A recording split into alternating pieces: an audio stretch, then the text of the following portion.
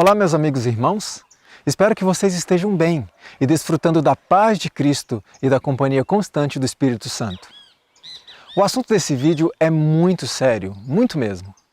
Por isso não quero tratá-lo de maneira superficial, de maneira leviana ou de maneira convenientemente unilateral.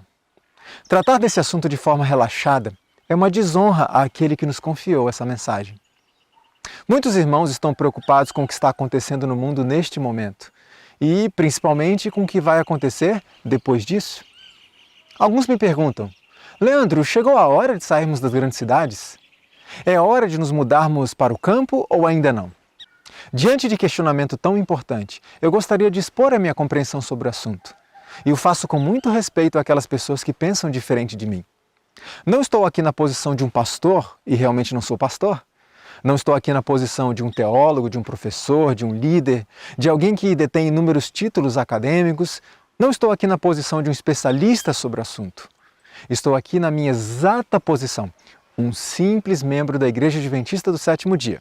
Não sou perfeito, não sou infalível, sou passível de erros como qualquer outra pessoa e sempre estarei aberto a um diálogo sereno, respeitoso, onde ambas as partes procuram sinceramente compreender os pontos de vista um do outro, sem inferências, sem rótulos, sem julgamentos de intenções, sem aquele desejo de derrotar o outro para se sentir intelectualmente superior. Neste vídeo, eu pretendo expor o meu entendimento em relação às seguintes questões. Deus quer que vivamos no campo a partir de agora? Temos exemplos de vida no campo na Bíblia? Existem ordens de Deus para que eu me mude para o campo? Existem ordens de Deus para que eu permaneça na cidade? Por que eu deveria mudar para o campo se não há nenhuma perseguição? O momento de mudar para o campo não é quando vier a lei dominical? Como deve ser o processo de mudança para o campo? Se todos forem para o campo, quem pregará o Evangelho nas grandes cidades? Afinal, Daniel e José não foram enviados por Deus a grandes cidades ímpias para testemunhar? Ló e Jonas não foram grandes exemplos de filhos de Deus em grandes cidades? Todos mudarão para o campo ou haverá exceções? Então vou compartilhar com os irmãos um pouco da minha experiência pessoal e finalizar com um apelo, tanto aos moradores das grandes cidades quanto aos moradores do campo. Neste momento, os livros que têm estado em maior evidência, além de Eventos Finais e O Grande Conflito, são os livros Vida no Campo e Ministério para as Cidades. Creio sinceramente que neste e em outros assuntos não posso tomar um único texto e, isolando-o de todo o resto, construir um conceito. Principalmente quando encontro textos aparentemente contraditórios entre si. Não posso simplesmente escolher os que melhor se adaptam à minha própria opinião e ignorar os demais. Como diz um amigo meu, há textos com os quais nós temos que conviver. Não podemos simplesmente jogar para debaixo do tapete. Devemos ler o máximo possível do que foi escrito sobre o assunto e encontrar a harmonia entre os textos que parecem contraditórios. Algumas pessoas têm dito o seguinte: bom, Ellen White escreveu, por exemplo, 100 vezes sobre esse assunto, sendo que em 80 vezes ela convida pessoas a irem para a cidade. E em 20 vezes convida pessoas a irem para o campo. Então há mais convites para a cidade do que para o campo. Tais pessoas creem que, apresentando a questão dessa forma, estão demonstrando o equilíbrio entre os escritos inspirados. Mas expondo dessa maneira, acabam criando contradições entre os textos. Contradições que não existem. Mais ou menos assim. Ellen White escreveu para irmos para a cidade, mas também escreveu para irmos para o campo. Irmos para a cidade. Irmos para o campo. O que ela queria afinal? Entende a confusão? E isso induzirá pessoas a desconfiarem da inspiração da profetisa. É importante analisarmos por qual razão e sob que circunstâncias cada texto foi escrito. Por isso, eu recomendo que os irmãos leiam ambos os livros e encontrem essa harmonia, em vez de colocar Ellen White em competição consigo mesma e acomodar-se em apenas uma parte do que foi escrito, ignorando todo o restante. Eu vou usar ambos os livros neste vídeo e alguns outros também. Por uma questão didática e de tempo, eu não vou citar todos os textos possíveis sobre o assunto. Também não vou citar todos os textos na íntegra. Alguns serão resumidos, mas sem perder a essência do contexto original. Por isso recomendo que vocês confiram depois e leiam os textos de forma completa, de preferência todo o capítulo de onde a citação foi extraída, para confirmarem e se aprofundarem no assunto. Ao tomarmos esses dois livros, já podemos observar nos títulos um resumo do conteúdo. Veja só: Vida no campo, ministério para cidades. Percebe onde está a diferença? Vida no campo, ministério para cidades. Então vamos à primeira questão. Deus quer que eu viva no campo a partir de agora? Não é que Deus deseja que mudemos para o campo a partir de agora. Na verdade, Ele nunca quis que morássemos em grandes cidades. Ele, Deus, quer que vivamos num lugar em que possamos ter bastante largueza. Seu povo não se deve apinhar nas cidades. Quer que eles tirem sua família das cidades, para que melhor se possam preparar para a vida eterna. Deus deseja, Ele quer que façamos isso. Veja outro texto.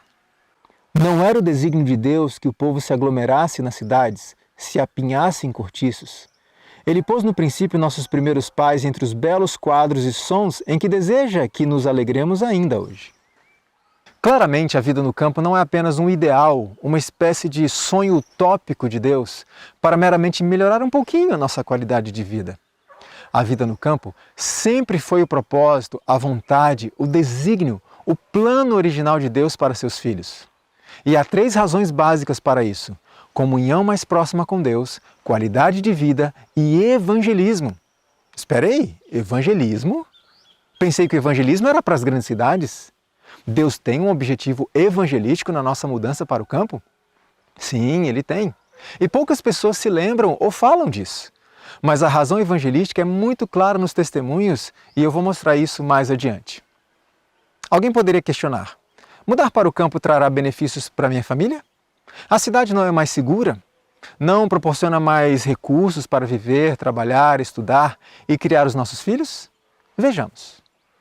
Não há uma família em 100 que se tenha beneficiado física, mental ou espiritualmente por residir na cidade. Não há uma família em 100 significa que não há família nenhuma que tenha sido beneficiada física, mental ou espiritualmente por morar na cidade. Deus está rogando a seu povo que abandone as cidades. Deus está rogando, apelando, insistindo. Significa então que se eu não mudar para o campo, vou perder a minha salvação? Nós vamos tratar disso mais adiante. Vamos para a próxima questão. Temos exemplos de vida no campo na Bíblia? Algumas pessoas citam Jonas, Ló, Daniel e José, entre outros personagens bíblicos, que estiveram em grandes cidades de sua época. E sobre eles nós vamos falar depois. Neste momento quero compartilhar com vocês como foi a vida de Jesus, nosso mestre e modelo perfeito. Quais foram as condições escolhidas pelo Pai Infinito? Observe que foi uma questão planejada. Para seu filho, uma habitação isolada nas colinas da Galileia, um lar mantido pelo trabalho honesto e respeitável, vida de simplicidade. Jesus vivia numa habitação isolada. Seria ele um eremita? Um egoísta que não se preocupava com a salvação das pessoas? Será que por ter sido criado e ter vivido num lugar isolado, ele ignorava as cidades? Veja o que mais nos é revelado a respeito dele. Passava as horas mais felizes quando estava a sós com Deus em meio à natureza. Quais eram os momentos mais felizes na vida de Jesus? Aqueles em que ele estava a sós com Deus em meio à natureza. Ao terminar o seu trabalho, apreciava ir aos campos para meditar nos vales verdejantes ou para orar a Deus, nas montanhas ou ainda em meio às árvores da floresta. Dessas horas tranquilas, voltava para casa e assumia seus deveres diários, a fim de dar um exemplo de paciente labor. Mas além de Jesus, há outros exemplos? O mesmo acontece com a maioria dos melhores e mais nobres homens de todos os séculos. Lede a história de Abraão, Jacó, José, Moisés, Davi e Eliseu. Estudai a vida dos homens de épocas posteriores, que mais honrosamente ocuparam posições de confiança e responsabilidade. Homens cuja influência foi mais eficaz no reerguimento do mundo. Quantos deles não foram criados num lar campestre? O que me chama a atenção nesse texto é a palavra influência. Muitos dos melhores e mais nobres homens de todos os séculos, na verdade, a maioria deles, aqueles que influenciaram positivamente o mundo, foram criados e viveram no campo. E há mais um personagem que se destaca. Veja, Enoque andou com Deus e, a despeito disso, não viveu no meio de qualquer cidade corrompida, com todas as espécies de violência e iniquidade. Não é um fato surpreendente que Enoque, que fez um brilhante trabalho evangelístico na cidade, não tenha vivido na cidade? Então, os exemplos de grandes personagens da Bíblia confirmam que a vida no campo sempre foi o propósito de Deus. Vamos à próxima questão. Existem ordens de Deus para que eu me mude para o campo? Sim, existem. Vamos ver algumas? Lembrando que mais adiante também trataremos das ordens de Deus referentes às grandes cidades. De acordo com a luz que me foi dada, veja que não era uma opinião pessoal de Ellen White, mas uma instrução dada a ela pelo Senhor. Insisto com o povo para que saia dos grandes centros populosos. Nossas cidades estão se tornando cada vez mais ímpias. Isso ela escreveu em 1907. O que ela diria hoje? E cada vez mais se torna evidente que os que desnecessariamente nelas permanecem fazem-no pondo em perigo a salvação de sua alma. Pode haver pessoas que, por necessidade real e justa, permanecem nas grandes cidades.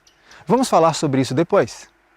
Porém, quanto àqueles que permanecem nos grandes centros simplesmente por opção, ou porque não fazem o menor esforço para seguir o plano de Deus, é revelado que estão arriscando, pondo em perigo a própria salvação. As orientações de Deus são claras e diretas. Porém, algumas pessoas dizem assim: são só conselhos. Eu sei que é mais difícil desenvolver um caráter cristão nas grandes cidades, mas não é impossível. Sabe o que essa pessoa está dizendo? Mais ou menos isso. Deus me oferece auxílio na minha caminhada cristã, me chamando a ir para o campo, para um ambiente mais favorável, mas prefiro me arriscar aqui na cidade grande mesmo. Isso me soa como presunção, autossuficiência, correr um risco desnecessário e potencialmente fatal. Em lugar da cidade apinhada, buscai algum ambiente afastado, onde vossos filhos possam estar tanto quanto possível ao abrigo das tentações, e ali preparai-os e educai-os de modo a se tornarem úteis. Observe por meio desse texto que não é a vida no campo em si que transforma. Não é o campo em si que educa os filhos. Os pais devem levá-los para lá, para educá-los, prepará-los. No aspecto pessoal, não é o campo em si que muda o caráter. Cada um deve buscar intensa e incessantemente essa transformação em Cristo. O campo em si não transforma. Ele é um ambiente propício para que Deus transforme. Um processo que é muito mais difícil nas grandes cidades. Não porque Deus não tenha poder, mas porque encontramos muitas interferências e distrações para a nossa mente. Então eu posso aceitar o plano de auxílio divino e me estabelecer no ambiente mais propício para a atuação do Espírito. Ou posso me arriscar num ambiente que torna isso muito mais difícil. Precisamos fazer uma escolha, mas não podemos escolher as consequências. Se nós mesmos nos colocamos sob influências objetáveis, poderemos esperar que Deus opere um milagre para desfazer os resultados de nossa atitude errada? De maneira nenhuma. Saí das cidades o mais depressa possível e comprai um pequeno espaço de terra. Deus não realizará um milagre na vida daqueles que, por opção ou por falta de esforço, seguem uma direção oposta ao plano dele. Reforço que não estou me referindo àqueles que, devido às circunstâncias, verdadeiramente não conseguem deixar as grandes cidades neste momento, mas àqueles que têm essa total possibilidade e todos os meios necessários à disposição e escolhem não fazer.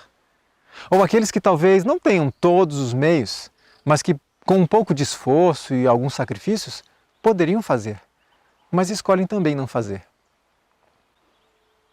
Mudai-vos das cidades, estabelecei vossas casas de saúde, escolas e escritórios longe dos centros populosos.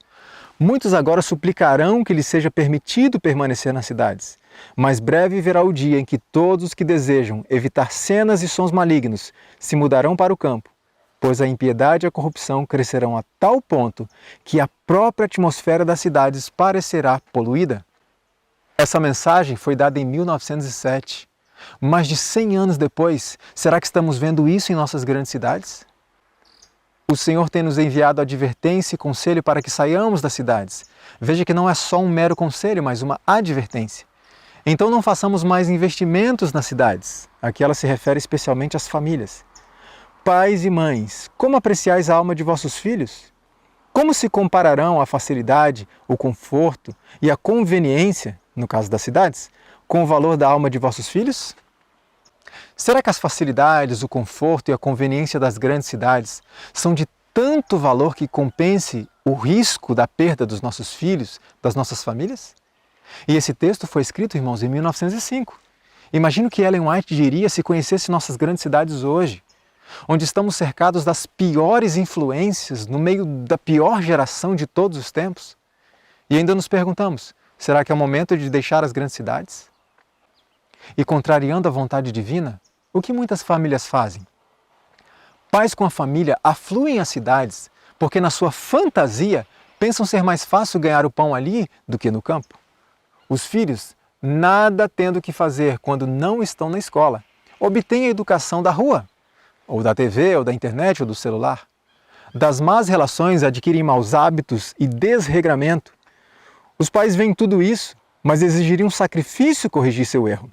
E assim, eles as deixam ficar onde estão, até que Satanás ganhe controle completo sobre os seus filhos. Isso é muito sério. Então é a vontade de Deus que vivamos no campo? Sim, sempre foi. E muitas famílias estão entendendo isso, e estão despertando, e estão se esforçando para viver o plano de Deus para si. Essas pessoas devem ser devidamente orientadas e auxiliadas, não desestimuladas, não levadas ao desânimo e a desistirem. Ninguém tente usar os testemunhos para justificar o estabelecimento de grandes interesses comerciais nas cidades. Não tornei sem efeito a luz dada sobre o assunto. Levantar-se-ão homens falando coisas perversas, ou seja, pervertendo a mensagem de Deus, para impedir os próprios movimentos que o Senhor está levando seus servos a fazerem. Quero concluir esse tópico reforçando uma coisa. O povo de Deus deve ser estimulado, deve ser animado a viver o plano do Senhor, que é a vida no campo. Deve ser instruído, educado, orientado e apoiado nesse propósito, para que não seja feito de maneira desordenada. O apelo de Deus, como vimos, é: não tente perverter a mensagem. Também não trate de forma banal, leviana, superficial. E não impeça os movimentos que o próprio Deus está levando seus servos a fazerem. O Senhor deseja que seu povo se mude para o campo. Minha mensagem é: tirai vossas famílias das cidades. Quer os homens ouçam, quer não, a mensagem deve ser dada. Vamos para a próxima questão. Existem ordens de Deus para que eu permaneça na cidade? Ainda não encontrei um único texto em que Deus ordene seus filhos a se estabelecerem definitivamente nas cidades, a fixarem residência definitiva ali, a construírem uma vida nas grandes cidades. As orientações de Deus neste aspecto são sempre com um propósito evangelístico. Em muitos casos, provisório, até que o crescimento da cidade torne inviável manter famílias e instituições ali, como nós veremos mais adiante.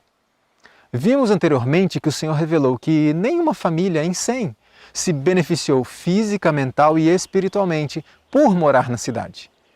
Portanto, não encontro nenhuma ordem de Deus a que seu povo fixe residência nas cidades meramente para constituir ou construir uma carreira, ou constituir uma família, ou sustentar uma família, simplesmente para viver, ou por qualquer outra razão que não esteja relacionada à questão evangelística. Ainda que o Senhor compreenda algumas circunstâncias que impedem algumas famílias de deixar esses grandes centros neste momento. E vamos falar disso depois. Vamos então ao próximo tópico. Por que eu deveria mudar para o campo se não há nenhuma perseguição? Pergunta a você que está planejando mudar para o campo. Por que você quer fazer isso? Qual é a sua motivação? Fugir da epidemia atual? Se esta for a razão, o que acontecerá quando a epidemia passar? Não haverá mais razão para você permanecer no campo, certo? Então haverá uma grande possibilidade de você se arrepender da mudança. Quem sabe seu propósito é fugir da perseguição? Mas que perseguição? Não estamos sendo perseguidos. Se é por causa da perseguição que você deseja mudar para o campo, realmente o momento para você não é agora. Espere até chegar a perseguição para então justificar a sua decisão. Qual deve ser nossa verdadeira motivação? Fuga para o campo ou vida no campo? Fugir para o campo ou mudar para o campo? Percebe a diferença? No tempo de Ellen White surgiu um movimento na cidade de Battle Creek de um grupo de adventistas que haviam decidido deixar a cidade rapidamente. A profetisa então advertiu: Caso algumas pessoas se mudem apressadamente, fugindo de Battle Creek, veja, fugindo, e sejam levadas ao desânimo, não trarão descrédito sobre si mesmas, mas sobre outras que elas acusarão de sobre elas terem exercido pressão. A culpa de toda sua confusão e derrota é lançada sobre aqueles que de maneira alguma deveriam ser desacreditados. Deus não deseja que fujamos, mas que mudemos para o campo. Qual a diferença? Você já precisou mudar de residência alguma vez? Eu já mudei de residência umas 10 vezes durante a minha vida, o que inclui 4 mudanças de estado. Você e eu sabemos exatamente como é o processo de mudança. Nada tem a ver com fuga desesperada, precipitada. Mudança pressupõe planejamento e organização. Então, repito, a mensagem não é de fuga para o campo, mas de mudança para o campo. Na verdade, aqueles que deixarem para a última hora, aqueles que aguardarem a chegada do decreto dominical, é que terão de fugir desesperadamente, precipitadamente, desordenadamente, em meio à confusão e o caos. Isso se conseguirem fugir. Portanto, Deus quer que comecemos nossos planos imediatamente e os executemos o quanto antes, a fim de que não seja necessária essa fuga desesperada quando o decreto dominical chegar. Um dos grandes erros que as pessoas cometem é acreditar que devemos mudar para o campo para fugir de alguma coisa. Não! Nos mudamos para viver o plano, o desígnio, o propósito de Deus para nossas vidas. E aqui encontrar um ambiente propício para a comunhão mais próxima com Deus, para nos fortalecermos espiritualmente, para trabalharmos de maneira mais eficaz onde o Senhor desejar, onde quer que seja necessária a pregação do Evangelho. Precisamos ouvir individualmente sua voz a nos falar ao coração. Quando todas as outras vozes silenciam e em sossego esperamos perante Ele, o silêncio da alma torna mais distinta a voz de Deus. Sejamos sinceros, o quanto de silêncio e sossego as grandes cidades nos proporcionam? Portanto, a vida nas grandes cidades dificulta muito ouvir a voz de Deus e isso é perigoso. Em 1908, Ellen White escreveu: "Outra vez dizemos, saí das cidades. Não considereis uma grande privação ter de ir para as colinas e montanhas, mas buscai esse retiro, onde podereis estar sozinhos com Deus, para aprender sua vontade e seu caminho. Insisto com o nosso povo para tornar o trabalho de sua vida, procurar a espiritualidade. Cristo está à porta. Por esse motivo é que digo ao nosso povo, não considereis uma privação serdes convidados a abandonar as cidades e mudar-vos para as zonas rurais. Aí, ricas bênçãos aguardam aos que delas se querem apoderar. Contemplando as cenas da natureza, as obras do Criador, estudando as obras das mãos de Deus, imperceptivelmente sereis transformados à mesma imagem." Significa então que todas as pessoas, por simplesmente morarem no campo, serão transformadas à semelhança do Criador? De forma nenhuma. Isso acontece apenas com aqueles que têm esse propósito, que estão ali pelos motivos corretos. Pessoas que não estão no campo em busca de uma colônia de férias, de um lugar para se divertirem ou de uma espécie de spa para relaxar o estresse. Pessoas que não estão no campo em busca de um retiro absoluto, um isolamento total e definitivo da sociedade. Pessoas que não estão procurando fugir de alguma coisa, mas que desejam fazer deste lugar um retiro com o Criador, onde buscam forças para a tão necessária transformação do próprio caráter, para o desenvolvimento do fruto do Espírito, para a pregação eficaz do Evangelho onde quer que seja necessário. Cada conselho que Deus nos dá tem um propósito. A própria carta à igreja de Laodiceia é um conselho. Aconselho-te que de mim compres. Cristo conhece nossas lutas e deseja nos auxiliar de todas as formas possíveis nessa difícil caminhada da vida cristã. Ele deseja nos colocar numa posição em que possamos absorver e usufruir ao máximo sua graça, seu poder, sua luz, as atuações e impressões do Espírito Santo. Muitas vezes oramos dizendo assim: Senhor, me ajude, me dê poder, transforma meu caráter, produza em mim o fruto do Espírito. E Deus responde: vou te ajudar, filho, mas para isso você precisa colaborar. Como seu Criador, vou te dar alguns conselhos que irão proporcionar o melhor ambiente para que eu possa agir em sua vida, em sua mente, com o mínimo de interferências e distrações.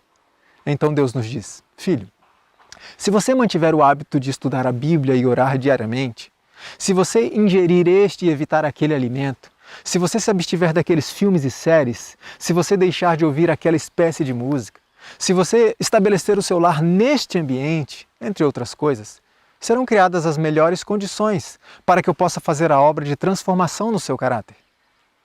E diante dessa orientação divina, desse auxílio, o que muitos respondem? Ah, isso é perfeccionismo, isso é legalismo, é querer se salvar pelas obras. Ou então dizem assim, esses são apenas conselhos, nada mais do que isso. Não, irmãos, isso não é perfeccionismo, nem legalismo, nem salvação pelas obras. É na verdade o contrário, é agir pela fé, pela submissão à vontade de Deus acima da nossa própria vontade. É reconhecer que nada somos e que Deus é quem conhece e decide a maneira pela qual vai atuar em nossa mente e em nossa vida. É aceitar os meios indicados pelo Senhor para nos colocar sob condições cada vez mais favoráveis à atuação do Espírito Santo.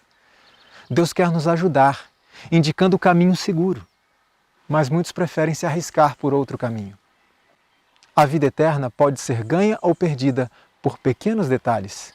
Veja esse texto. Ninguém que se submete às condições ficará desapontado ao fim da carreira. Podem vencer todos os que, pelo poder da divina graça, conduzem a vida em conformidade com a vontade de Cristo. A prática nos pormenores da vida, ou seja, nos pequenos detalhes dos princípios estabelecidos pela Palavra de Deus, é geralmente olhada como coisa sem importância, assunto por demais trivial para que se lhe dê atenção. Mas considerando o que está em jogo, e o que está em jogo? A vida eterna. Nada é pequeno quando ajuda ou estorva. Cada ato acrescenta seu peso na balança que determina a vitória ou o fracasso na vida. Nada, nenhum detalhe, por menor que seja, é irrelevante na caminhada cristã. Muitas pessoas perderam e perderão a salvação por pequenos detalhes. Muitos perderão a vida eterna, não porque permaneceram nas grandes cidades, mas porque acarretaram sobre si uma quantidade tão grande de provas e tentações desnecessariamente, simplesmente porque não quiseram seguir o conselho de Deus e não suportaram o peso que eles próprios colocaram sobre si mesmos. Você então me pergunta, mas Leandro, eu não posso ter essa mesma experiência com Deus numa grande cidade? Essa mesma experiência? Exatamente a mesma experiência? Não, de forma alguma. Só quem vive ou já viveu no campo sabe. Mas você pode ter uma experiência verdadeira com Deus na grande cidade, sim.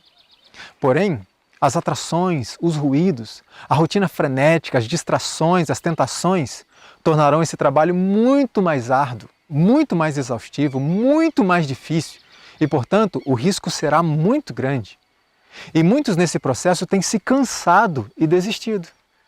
Além daqueles que foram enredados pela rotina da cidade grande de tal forma que deixaram Cristo em último lugar na sua agenda, se é que deixaram algum espaço para Ele. Fé, amor, esperança, felicidade podem ser muito melhor alcançados em lugares afastados, onde haja campos, montanhas e árvores. Tirai vossos filhos do cenário e sons da cidade, para longe do ruído de veículos, e sua mente se tornará mais saudável. Será mais fácil levar-lhes ao coração a verdade da Palavra de Deus. Portanto, amigos, se a mudança para o campo representa uma fuga para você, que seja não uma fuga de epidemias, não uma fuga de crises, não uma fuga de perseguição, mas uma fuga para Deus. Vamos à próxima questão? O momento de mudar para o campo não é quando vier a lei dominical? Diante dessa questão, o texto utilizado como resposta é este. Como o cerco de Jerusalém pelos exércitos romanos era o sinal de fuga para os cristãos judeus, assim, o arrogar-se nossa nação, o poder no decreto que torna obrigatório o dia de repouso papal, será uma advertência para nós. Será então tempo de deixar as grandes cidades. Minha pergunta é, se o texto está afirmando que o momento de mudarmos para o campo é quando o decreto dominical entrar em vigor, por que Ellen White teria escrito tantas vezes para que as pessoas se retirassem das cidades, se até hoje a lei dominical ainda não foi estabelecida? Muitas dessas advertências tinham um tom de urgência, e a maioria delas foi dada em períodos em que não havia sequer movimentos em prol de uma lei dominical nacional nos Estados Unidos. Ou seja, qual a razão dessas advertências se ainda não era o tempo? Se deveríamos aguardar o decreto dominical? Bom, em relação ao texto que nós acabamos de ler, teremos que assumir uma de 3 hipóteses. Primeiro, o texto está em contradição com os demais. E se assumirmos essa posição, teremos um sério problema em relação à confiabilidade dos escritos da profetisa. Segundo, o texto não se refere à promulgação da lei dominical, mas a uma pretensão, uma presunção, uma hipótese, uma demonstração de poder para tal, uma ameaça. Terceiro, o texto se refere ao momento em que cessaremos definitivamente nosso trabalho nas grandes cidades, quando então a lei dominical fará encerrar nossas atividades como igreja. Verificando o texto original em inglês, onde a tradução diz arrogar-se o poder, encontramos a expressão assumption of power, que se refere a uma presunção, pretensão, suposição ou hipótese, mas também pode ser traduzido como ato de assumir alguma coisa. Diante disso e de outras questões que levantarei aqui, sou levado a concluir pela hipótese número 2, ainda que não descarte a número 3. Veja esse outro texto. O mundo protestante criou um sábado idólatra no lugar em que devia estar o sábado do Senhor, e está andando nas pisadas do papismo. Por essa razão, vejo a necessidade de o povo de Deus se mudar das cidades para campos retirados, onde possam cultivar a terra e produzir sua própria provisão. Vejo a necessidade de se apressarem para terem todas as coisas prontas para a crise. Essa advertência foi dada em 1897, quando não havia nenhum movimento em prol de uma lei dominical nacional nos Estados Unidos. A orientação era simples e clara. Não devemos tomar uma atitude quando a crise chegar, mas agir agora, para que estejamos prontos quando a crise chegar. Para entendermos melhor essa questão, é importante examinarmos o evento citado por Ellen White, que ela compara com a lei dominical dos nossos dias. O cerco de Jerusalém pelo exército romano. Que cerco foi esse? Como aconteceu? Como Deus trabalhou naquela ocasião? Jesus estava reunido com seus discípulos e estes lhe perguntaram a respeito do futuro, do fim dos tempos. Cristo, entre outras coisas, disse a eles: quando virdes Jerusalém cercada de exércitos, sabei então que é chegada a sua desolação. Então, os que estiverem na Judéia fujam para os montes. Os que estiverem no meio da cidade, saiam, e os que nos campos, não entrem nela. O tempo passou, e no ano 66 d.C., a cidade de Jerusalém foi cercada pelo exército romano sob a liderança de Séstio. Neste momento, os seguidores de Jesus se lembraram: o sinal! É hora de sair da cidade. Então veio a dúvida: mas como vamos sair da cidade se ela já está cercada? Foi aí que algo aconteceu. Depois que os romanos sob Séstio cercaram a cidade, inesperadamente abandonaram o cerco quando tudo parecia favorável a um ataque imediato. Os sitiados, perdendo a esperança de poder resistir, estavam a ponto de se entregar quando o general romano retirou suas forças sem a mínima razão aparente. Entretanto, a misericordiosa providência de Deus estava dirigindo os acontecimentos para o bem de seu próprio povo. O sinal prometido fora dado aos cristãos expectantes e agora se proporcionou a todos oportunidade para obedecer ao aviso do Salvador. Veja o que aconteceu. O exército romano cercou a cidade, o sinal. Os seguidores de Cristo não puderam sair porque a cidade estava cercada. Deus então retira o exército romano para dar oportunidade para seu povo obedecer e sair, pois aquele não era o cerco, mas apenas a ameaça, o sinal. O povo teve mais de 3 anos para atender ao aviso de Cristo, mas a maioria permaneceu na cidade. Até que o cerco chegou, quando no ano 70 d.C., agora liderado por Tito, o exército romano retorna e destrói a cidade de Jerusalém, matando milhares de judeus. Considerando a crise da lei dominical sob o prisma do cerco de Jerusalém, como faz Ellen White, pergunto: qual foi o momento apropriado para os judeus deixarem a cidade? No aviso? No sinal dado por Cristo? Na ameaça?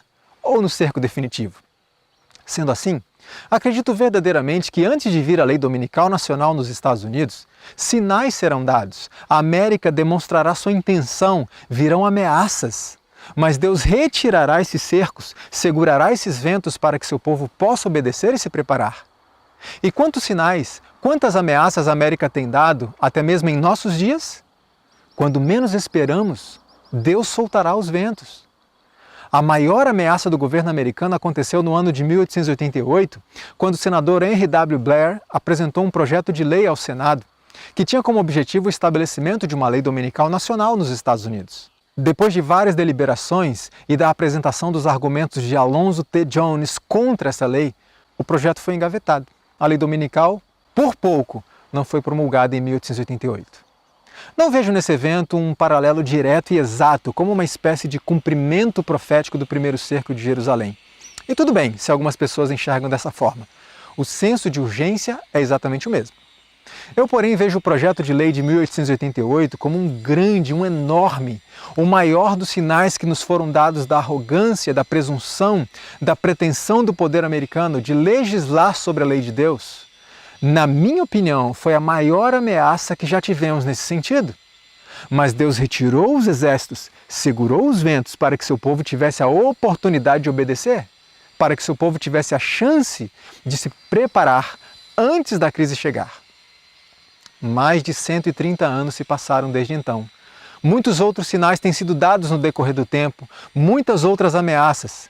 E como estamos? De quantos sinais, ameaças e advertências precisamos ainda para acordarmos e tomarmos uma atitude?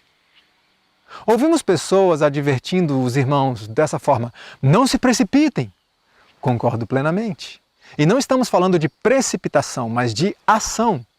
Porque se não agirmos agora com cuidado, planejamento, organização, mas agirmos, teremos que nos precipitar depois. Ou seja, se não fizermos nossa mudança agora, teremos que fazer nossa fuga depois. E numa circunstância muito mais difícil. Pense no seguinte: como pretendemos vender nossas propriedades na cidade e comprar propriedades no campo, se a lei dominical nos proibirá de comprar e vender? Como vamos alimentar nossas famílias se perderemos o emprego? E mesmo tendo algum dinheiro guardado em casa, seremos proibidos de comprar mantimentos. Como pretendemos, por exemplo, abastecer nosso carro para levar nossa família e nossas coisas para a zona rural, se será proibido até mesmo comprar combustível? E mesmo que consigamos fazer essa transição nesse período conturbado, como esperamos alimentar nossa família se não teremos nada plantado, nenhuma produção, nada disponível para a colheita? Alguns podem dizer: bom, quando a lei dominical for promulgada nos Estados Unidos, levará tempo para chegar ao Brasil e é nesse período que iremos nos preparar. Espera aí, e como será para os nossos irmãos americanos? Então Deus nos privilegiou em detrimento deles? Todos os adventistas do planeta terão essa janela de oportunidade, menos os americanos. Parece justo? Outro detalhe. Essa crise do Covid-19 está demonstrando para muitos que a tarefa de migrar da zona urbana para a zona rural não é tão simples e rápida. Requer tempo, planejamento, procura, muita pesquisa. E isso em tempo de liberdade. Imagine como será em tempo de restrições. Veja essa instrução dada por Deus em 1904. Repetidas vezes, o Senhor tem dado instruções de que nosso povo deve tirar suas famílias das cidades para o campo, onde poderão cultivar seu próprio mantimento. Pois no futuro o problema de comprar e vender será bem sério. Devemos começar agora a atender às instruções que frequentemente nos têm sido dadas. Sair das cidades para as zonas rurais, onde as casas não são aglomeradas e onde estareis livres da interferência dos inimigos. Começar agora para não se precipitar depois. Esta é a mensagem de Deus. Mudar agora para não ter que fugir depois. Mas tenho ouvido muitos homens de influência dizerem: calma, não se preocupe com isso agora. O momento é apenas quando o decreto dominical vier. Me responda uma coisa. As dificuldades da mudança para o campo serão menores quando a lei dominical chegar? Saiba que, se existem dificuldades hoje, elas serão 10 vezes maiores quando a lei dominical vier. Então qual seria o tempo mais apropriado para a mudança? Agora ou depois? Pense. Vejamos outro texto. Este é o tempo para que nosso povo leve suas famílias das cidades para localidades mais retiradas. Do contrário, muitos dos jovens e também muitos dos mais avançados em anos serão enlaçados e capturados pelo inimigo. Este é o tempo. Lembre-se que isso foi dito quando não havia nenhuma lei dominical nacional nos Estados Unidos. Nem mesmo movimentos em prol disso. A ideia não é se preparar quando a crise chegar, mas estar preparado quando a crise chegar. Nenhum soldado começa o treinamento quando a guerra começa, irmãos. O preparo é antes. Eu quero propor uma reflexão a você.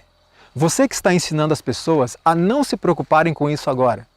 Você que está ensinando as pessoas a aguardarem a lei dominical para tomarem uma atitude. Não estou querendo te confrontar, muito menos te ofender, mas verdadeiramente desejo apelar para a sua consciência. Imagine a seguinte cena. O decreto dominical saiu. Você está na sua casa, na grande cidade, naturalmente muito preocupado. De repente alguém bate na sua porta. Quando você abre, é um irmão da igreja. Ele te diz assim: meu irmão, você disse que o momento era esse. Pois bem, eu confiei em você e aguardei. Mas meu irmão, agora estou com um problema. Como vou comprar uma propriedade no campo? Nem consigo vender minha casa na cidade. Minha casa inclusive está prestes a ser tomada de mim. Outra coisa, irmão, meus filhos estão com fome. E eu não apenas perdi meu emprego por causa do sábado, mas também estou proibido de comprar comida no mercado. Como vou fazer para alimentar os meus filhos agora? Você disse que era para esperar até esse momento. Pois bem, eu esperei. E agora, o que eu faço? O que você dirá a esse irmão? O que você que está ensinando as pessoas a aguardarem o decreto dominical fará por essas pessoas quando isso acontecer? Então você me pergunta, e você? O que você dirá àqueles que foram para o campo e deu tudo errado? O que você dirá a eles? O que você fará por eles? Bom, não é o que eu direi a eles, mas o que estou dizendo agora. Mude para o campo, não fuja para o campo. Faça a mudança de maneira planejada, ordenada, com muita oração, para que não dê errado. É isso que estou dizendo. E lembre-se, dificuldades virão. Sacrifícios precisarão ser feitos. Teremos que abrir mão de coisas. E diante das dificuldades, das barreiras, alguns poderão questionar: era mesmo essa a vontade de Deus? Se estivéssemos com o povo de Israel diante do Mar Vermelho, questionaríamos: será que Deus queria que saíssemos do Egito? O fato de virem provas e dificuldades, irmãos, não significa que não tenha sido a vontade de Deus. Aliás, as provas e dificuldades são agentes que Deus usa para moldar o nosso caráter e desenvolver a nossa fé. Então, o que devo fazer agora? Essa é a nossa próxima questão. Como deve ser o processo de mudança para o campo? Certa vez recebi a mensagem de um irmão que dizia assim: irmão Leandro, decidi mudar para o campo com minha família. Eu respondi: que maravilha, irmão! Ótimo, essa é a vontade de Deus. Mas me responda uma pergunta: qual é o seu plano? Qual é o seu plano, por exemplo, de subsistência de curto prazo?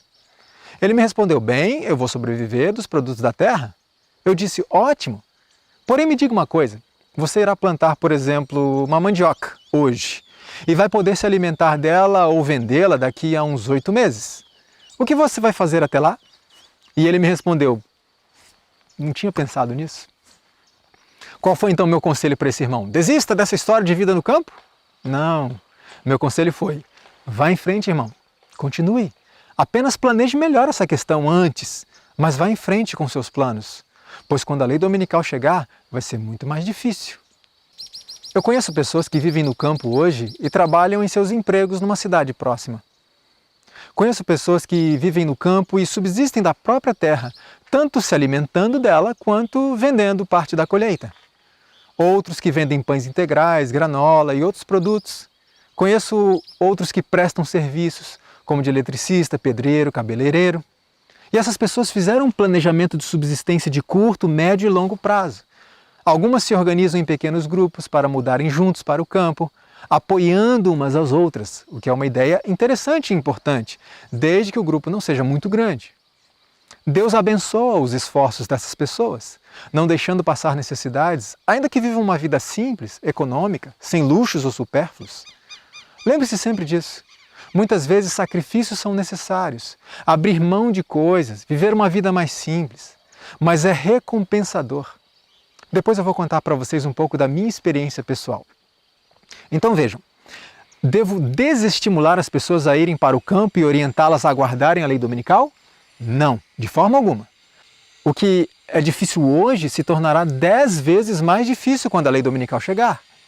Devo então estimular as pessoas a mudarem para o campo quanto antes, mas de forma pensada, planejada, organizada, acima de tudo, com muita oração, jejum e súplicas constantes a Deus. Às vezes alguns irmãos tomam a decisão, mas encontram dificuldades, o que é normal. Então eles dizem assim: eu oro, eu busco, eu clamo, mas Deus não abre portas. E quando conversamos um pouco mais com algumas dessas pessoas, nós percebemos que a busca deles pelo Senhor se resume a uma rápida oração pela manhã e passam o resto do dia em suas rotinas normais. Não é uma oraçãozinha que irá nos dar o discernimento, a sabedoria, o poder e que irá abrir as portas para essa mudança, irmãos. Entendam isso. Nós precisamos rever o nosso conceito de buscar a Deus. E nos casos em que pessoas estão buscando verdadeiramente a Deus, é preciso ter paciência e agir com perseverança, pois a resposta pode demorar um pouco. Então não desista. Veja então que Ellen White nunca estimulou pessoas a saírem das cidades de maneira desorganizada, precipitada. Muitas vezes, o que algumas pessoas chamam de fé é, na verdade, presunção. Ellen White também nunca afirmou que devemos esperar até a lei dominical, mas que devemos tomar uma atitude imediata para estarmos prontos quando a crise chegar. Ou seja, ela defende a prudência ao agir e não o deixar de agir. Vou dar um exemplo.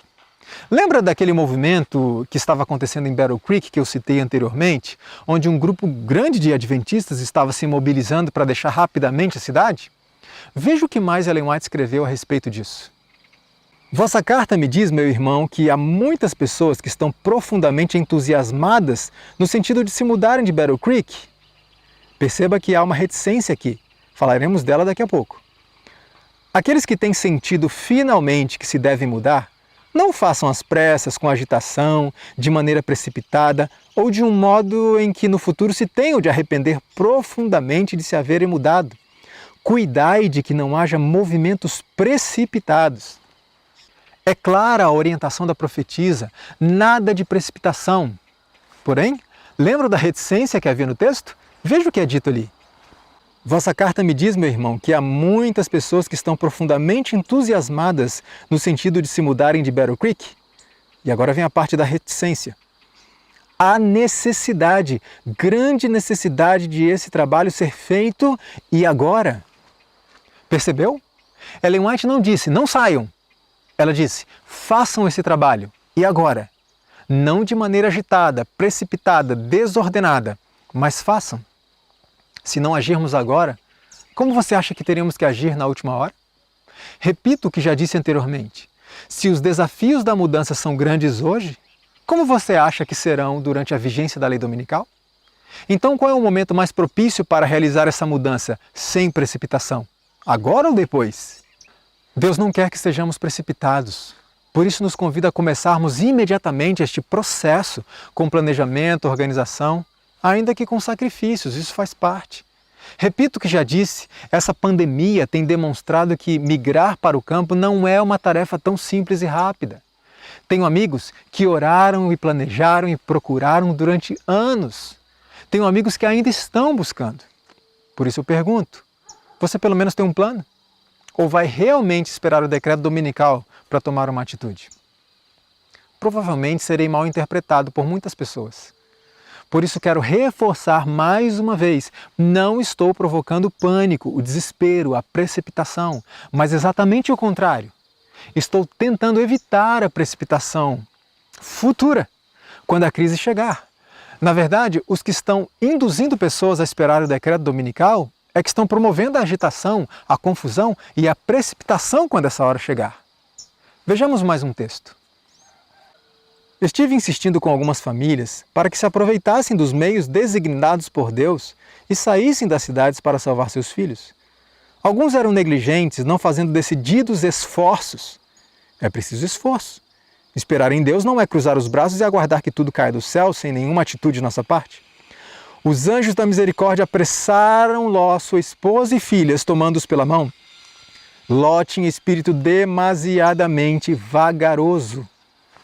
Ló tinha um espírito demasiadamente vagaroso. Queridos irmãos, o espírito vagaroso é tão perigoso quanto o espírito precipitado. Eu tenho ouvido muitas advertências contra o espírito precipitado. Mas onde estão as advertências contra o espírito vagaroso? O texto continua. Ló tinha espírito demasiadamente vagaroso. Não nos assemelhemos a ele. Cada homem esteja bem desperto por si mesmo e procure salvar sua família. Cinja-se para o trabalho, ou seja, prepare-se para a ação. E qual será o resultado? Deus revelará ponto por ponto qual deve ser a próxima coisa a fazer. Que maravilha! Temos um líder no qual podemos confiar. Deus é Deus de ordem, irmãos. Ele não exige precipitação. Ele próprio nos conduz passo a passo, um passo de cada vez neste processo. Porém, como Deus pode nos conduzir passo a passo se estivermos estáticos? Precisamos levantar e agir. A Bíblia nos traz um sábio conselho. O coração do homem pode fazer planos, mas a resposta certa dos lábios vem do Senhor. Agora leia esse texto invertido. A resposta certa dos lábios vem do Senhor, mas o coração do homem pode fazer planos. É Deus quem dá a última palavra, e Ele nos mostrará o caminho a seguir, abrirá e fechará portas de acordo com a vontade dEle. Mas isso não nos isenta de fazermos planos. O agir de Deus vem socorrer, organizar e corrigir os nossos planos. Por isso precisamos nos mover. Então pergunto, você pelo menos já tem um plano? É chegado o tempo em que, conforme Deus abre o caminho, devem as famílias mudar-se para fora das cidades. Conforme Deus abra o caminho. Eu pergunto, qual a utilidade de Deus abrir o caminho para alguém que está sentado, parado, inerte? Veja que outro texto importante. Conforme o tempo avança, cada vez mais terá nosso povo de sair das cidades. Veja, cada vez mais é uma expressão que denota progressão, intensificação, algo que vai aumentando. Considerando que esse texto foi escrito há 114 anos, então quanto esse cada vez mais representa para nós hoje? O texto continua dizendo: durante anos, temos recebido a instrução de que nossos irmãos e irmãs, e especialmente as famílias que têm filhos, devem fazer planos para abandonar as cidades conforme diante deles se abre o caminho para fazê-lo. Preste atenção nessa parte. Muitos terão de trabalhar com empenho para ajudar a abrir o caminho. Muitos terão que se esforçar muito para ajudar a abrir o caminho. Essa é a nossa forma de demonstrar o quanto desejamos fazer a vontade de Deus.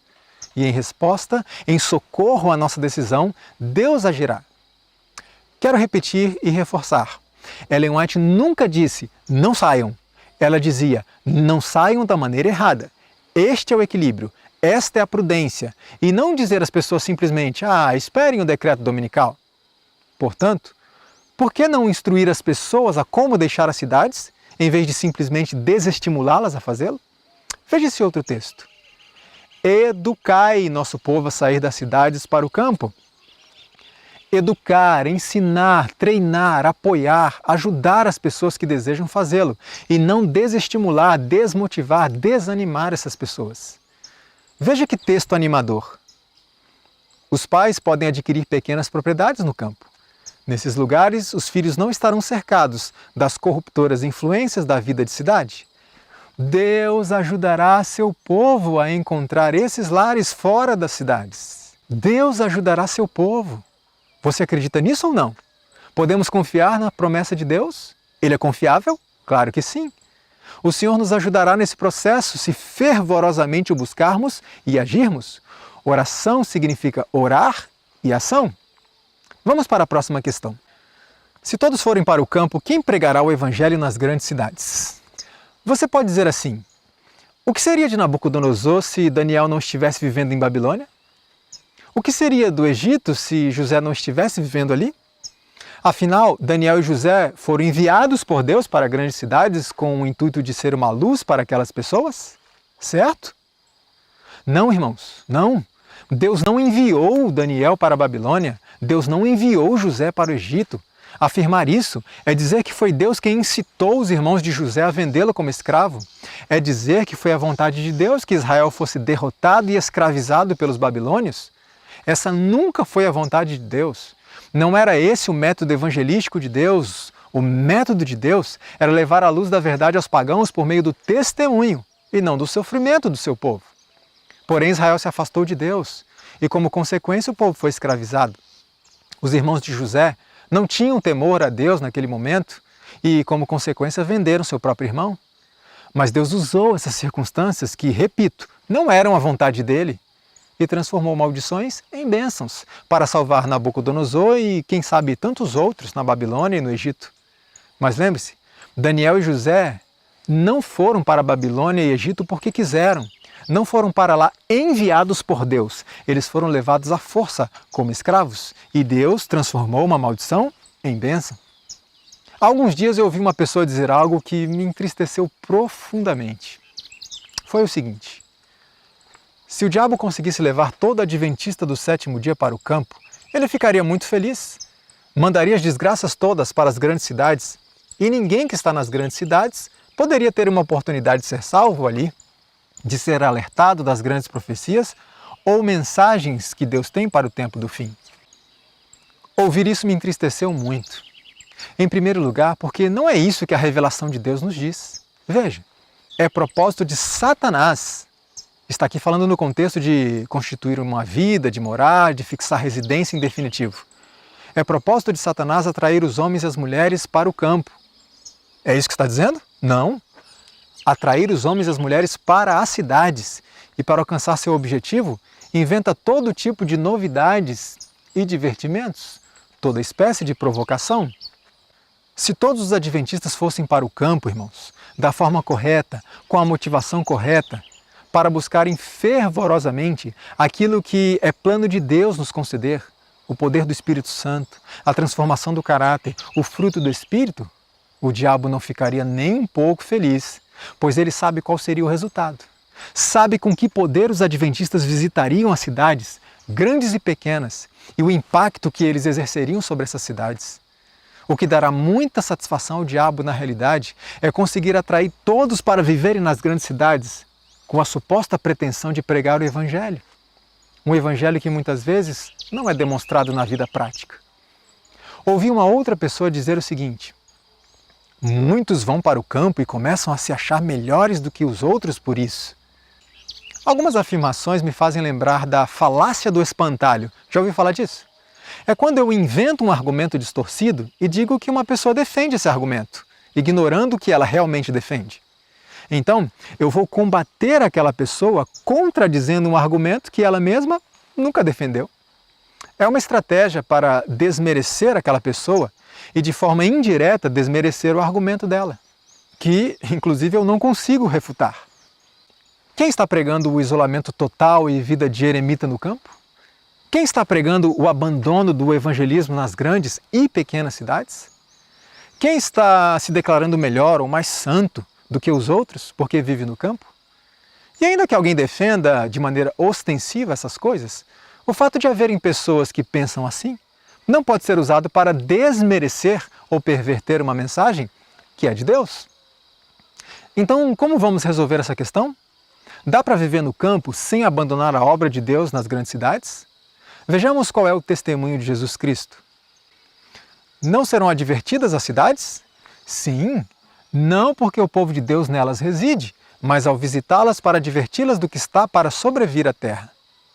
Alguém poderia protestar: é impossível pregar o Evangelho apenas visitando as cidades? Precisamos conviver com as pessoas para influenciá-las? Certa vez, diante da terra de Canaã, Deus disse ao povo de Israel: é possível vencer e expulsar dessa terra esse povo que é maior e mais poderoso do que vocês? Mas 10 espias influenciaram a maioria do povo, induzindo-os a exclamar: não, não é possível. Da mesma maneira, Deus nos diz hoje: é possível impactar uma cidade inteira com o Evangelho apenas visitando-a periodicamente sem precisar morar nela? E vamos ver mais adiante um exemplo bíblico disso. Mas o homem diz: não, não é possível. A quem você vai dar ouvidos?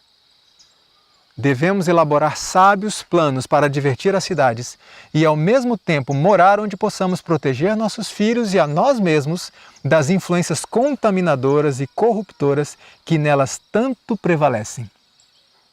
Se referindo ao trabalho que estava sendo realizado na cidade de Chicago, nos Estados Unidos, Ellen White escreveu: por enquanto, alguns serão obrigados a trabalhar em Chicago. Estes, porém, devem estar preparando centros de trabalho em distritos rurais, de onde parte o trabalho para a cidade. Essa expressão "por enquanto" é importante. Observamos nos escritos de Ellen White algumas orientações no sentido de estabelecer certas instituições na cidade e, posteriormente, com o crescimento daquela cidade, as orientações mudavam no sentido de transferir aquelas instituições para fora das cidades. Vou mostrar alguns textos mais à frente. tanto quanto possível, nossas instituições devem localizar-se fora das cidades. Alguns tomam essa expressão tanto quanto possível e se sentem confortáveis com a decisão de estabelecer famílias e instituições nas grandes cidades, ignorando que a expressão se refere a situações extremas, quando partir de lugares afastados seja impossível. Então deixam de fazer sábios planos, como nós vimos no texto anterior, e recorrem à conveniência. Usam o argumento da impossibilidade para justificar o que, na verdade, era perfeitamente possível. Tanto quanto possível, nossas instituições devem localizar-se fora das cidades. Devemos ter obreiros para essas instituições, e se elas estiverem localizadas na cidade, isso significa que famílias de nosso povo devem fixar-se perto delas. Mas não é a vontade de Deus que seu povo fixe residência nas cidades, onde há constante agitação e confusão. Devemos planejar nosso trabalho de tal maneira que conservemos nossos jovens o mais longe possível dessa contaminação. Deve-se fazer o trabalho nas cidades partindo dos postos avançados. Então você poderia questionar, e quanto a Ló em Sodoma? E Jonas em Nínive? O que seria dessas grandes cidades se esses homens tivessem se isolado no campo? Compare a experiência de Ló com a experiência de Jonas. Ló vivia com sua família dentro da grande cidade de Sodoma. Mas me responda uma coisa, quantas pessoas Ló salvou? Ló não conseguiu salvar nem sua própria família. Ele perdeu sua esposa, justamente porque o coração dela estava totalmente impregnado pelo estilo de vida da cidade. Tanto que ela se sentiu injustiçada por Deus, por ter que abandonar tudo aquilo que adquiriu pelo trabalho de sua vida inteira. Alguns dos filhos de Ló se perderam, porque se apegaram tanto à cidade que mesmo diante da destruição iminente, não quiseram sair. Provavelmente nem levaram a sério a advertência do pai. Mesmo as filhas que escaparam com ele haviam sido tão corrompidas por Sodoma, que com a pretensão de manter a descendência e ignorando que Deus é todo-poderoso, mantiveram relações sexuais com o próprio pai. E disso surgiram duas nações terríveis, grandes inimigas do povo de Deus, os Moabitas e os Amonitas. Veja o que Ellen White comenta sobre isso.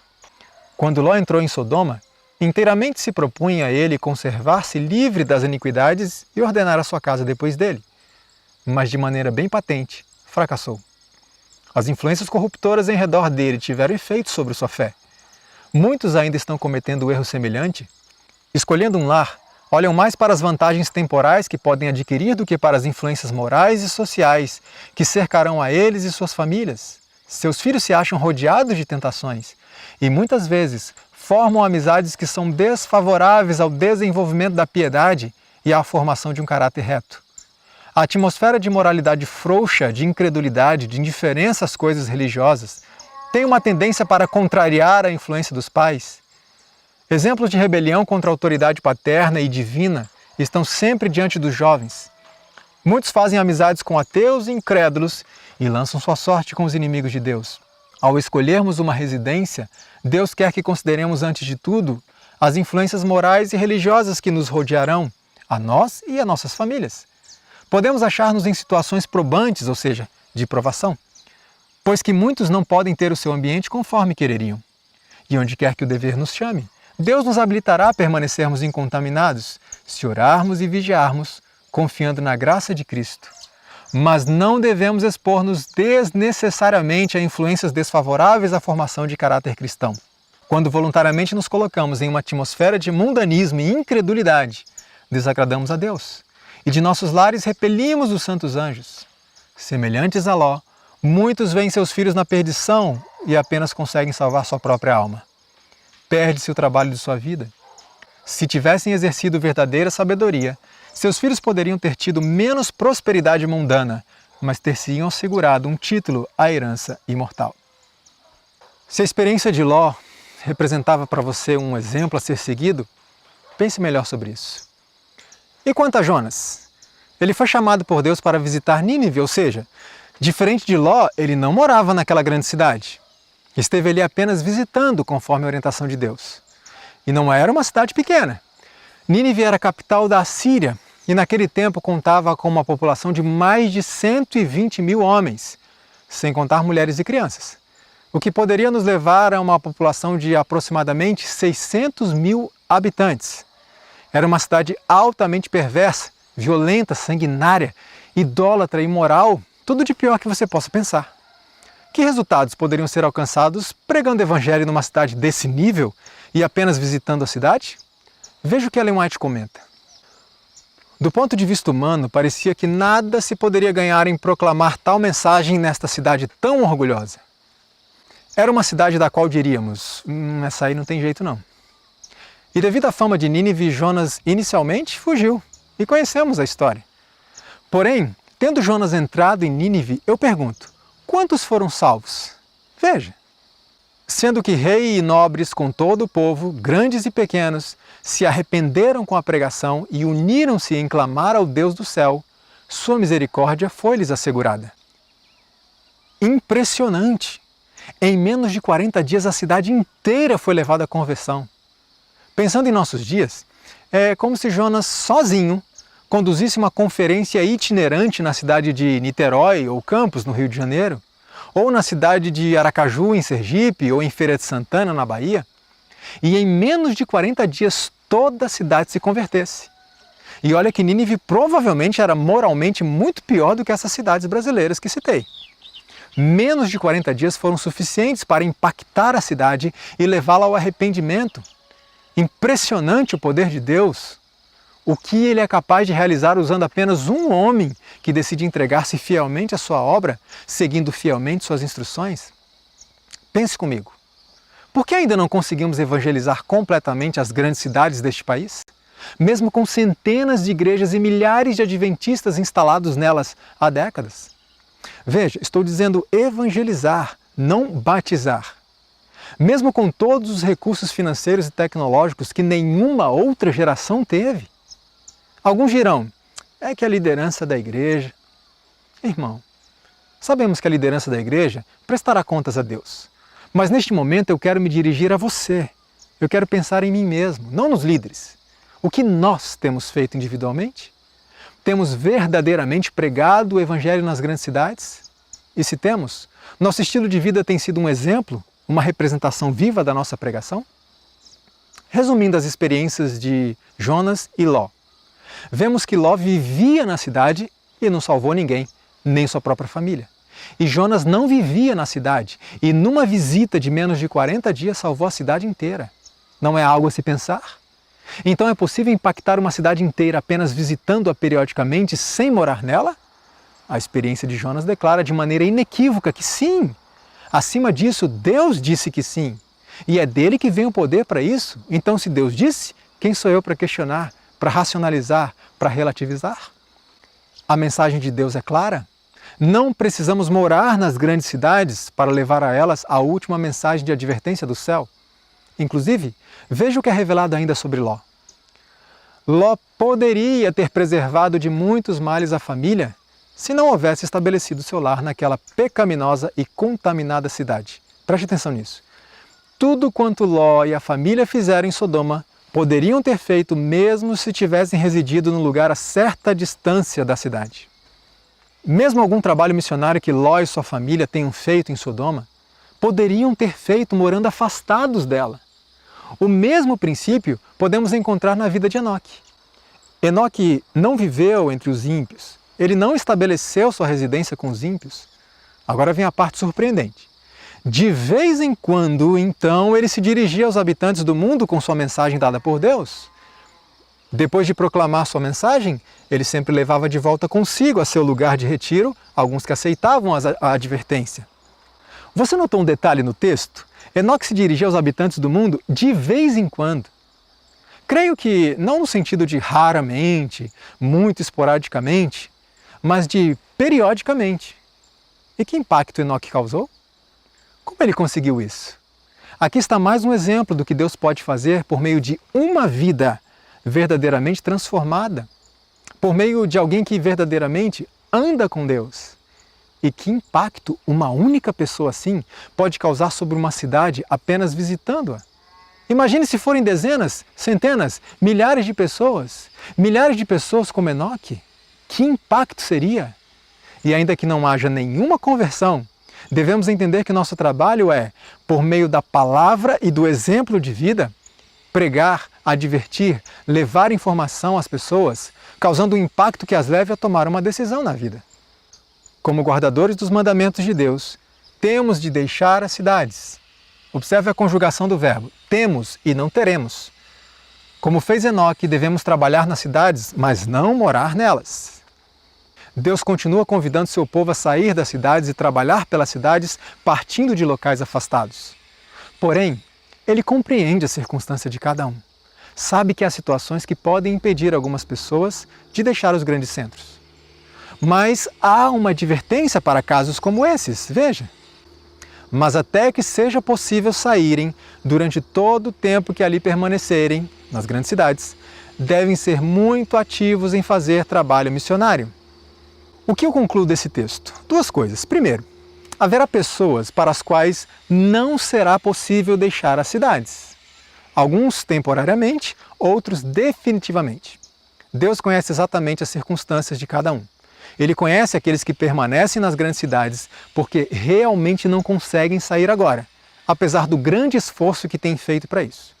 Mas Ele também sabe quem são aqueles que permanecem porque querem ou porque não fazem nenhum esforço. Mas o texto também apresenta uma ordem direta para aqueles que permanecem nas cidades. Sejam muito ativos em fazer o trabalho missionário. Deus não aceitará nada menos do que isso. E aqui entramos na próxima questão. Todos mudarão para o campo ou haverá exceções? Creio sinceramente que há circunstâncias justas que possam impedir alguém de deixar as grandes cidades, alguns provisoriamente, outros definitivamente. E quero enfatizar que estas são exceções e não podemos transformar as exceções em regra. Por exemplo, imagine um casal que vive numa cidade grande e o esposo é descrente. A esposa deveria então abandoná-lo e mudar-se para o campo? De forma alguma. Ela tem um campo missionário dentro de sua própria casa.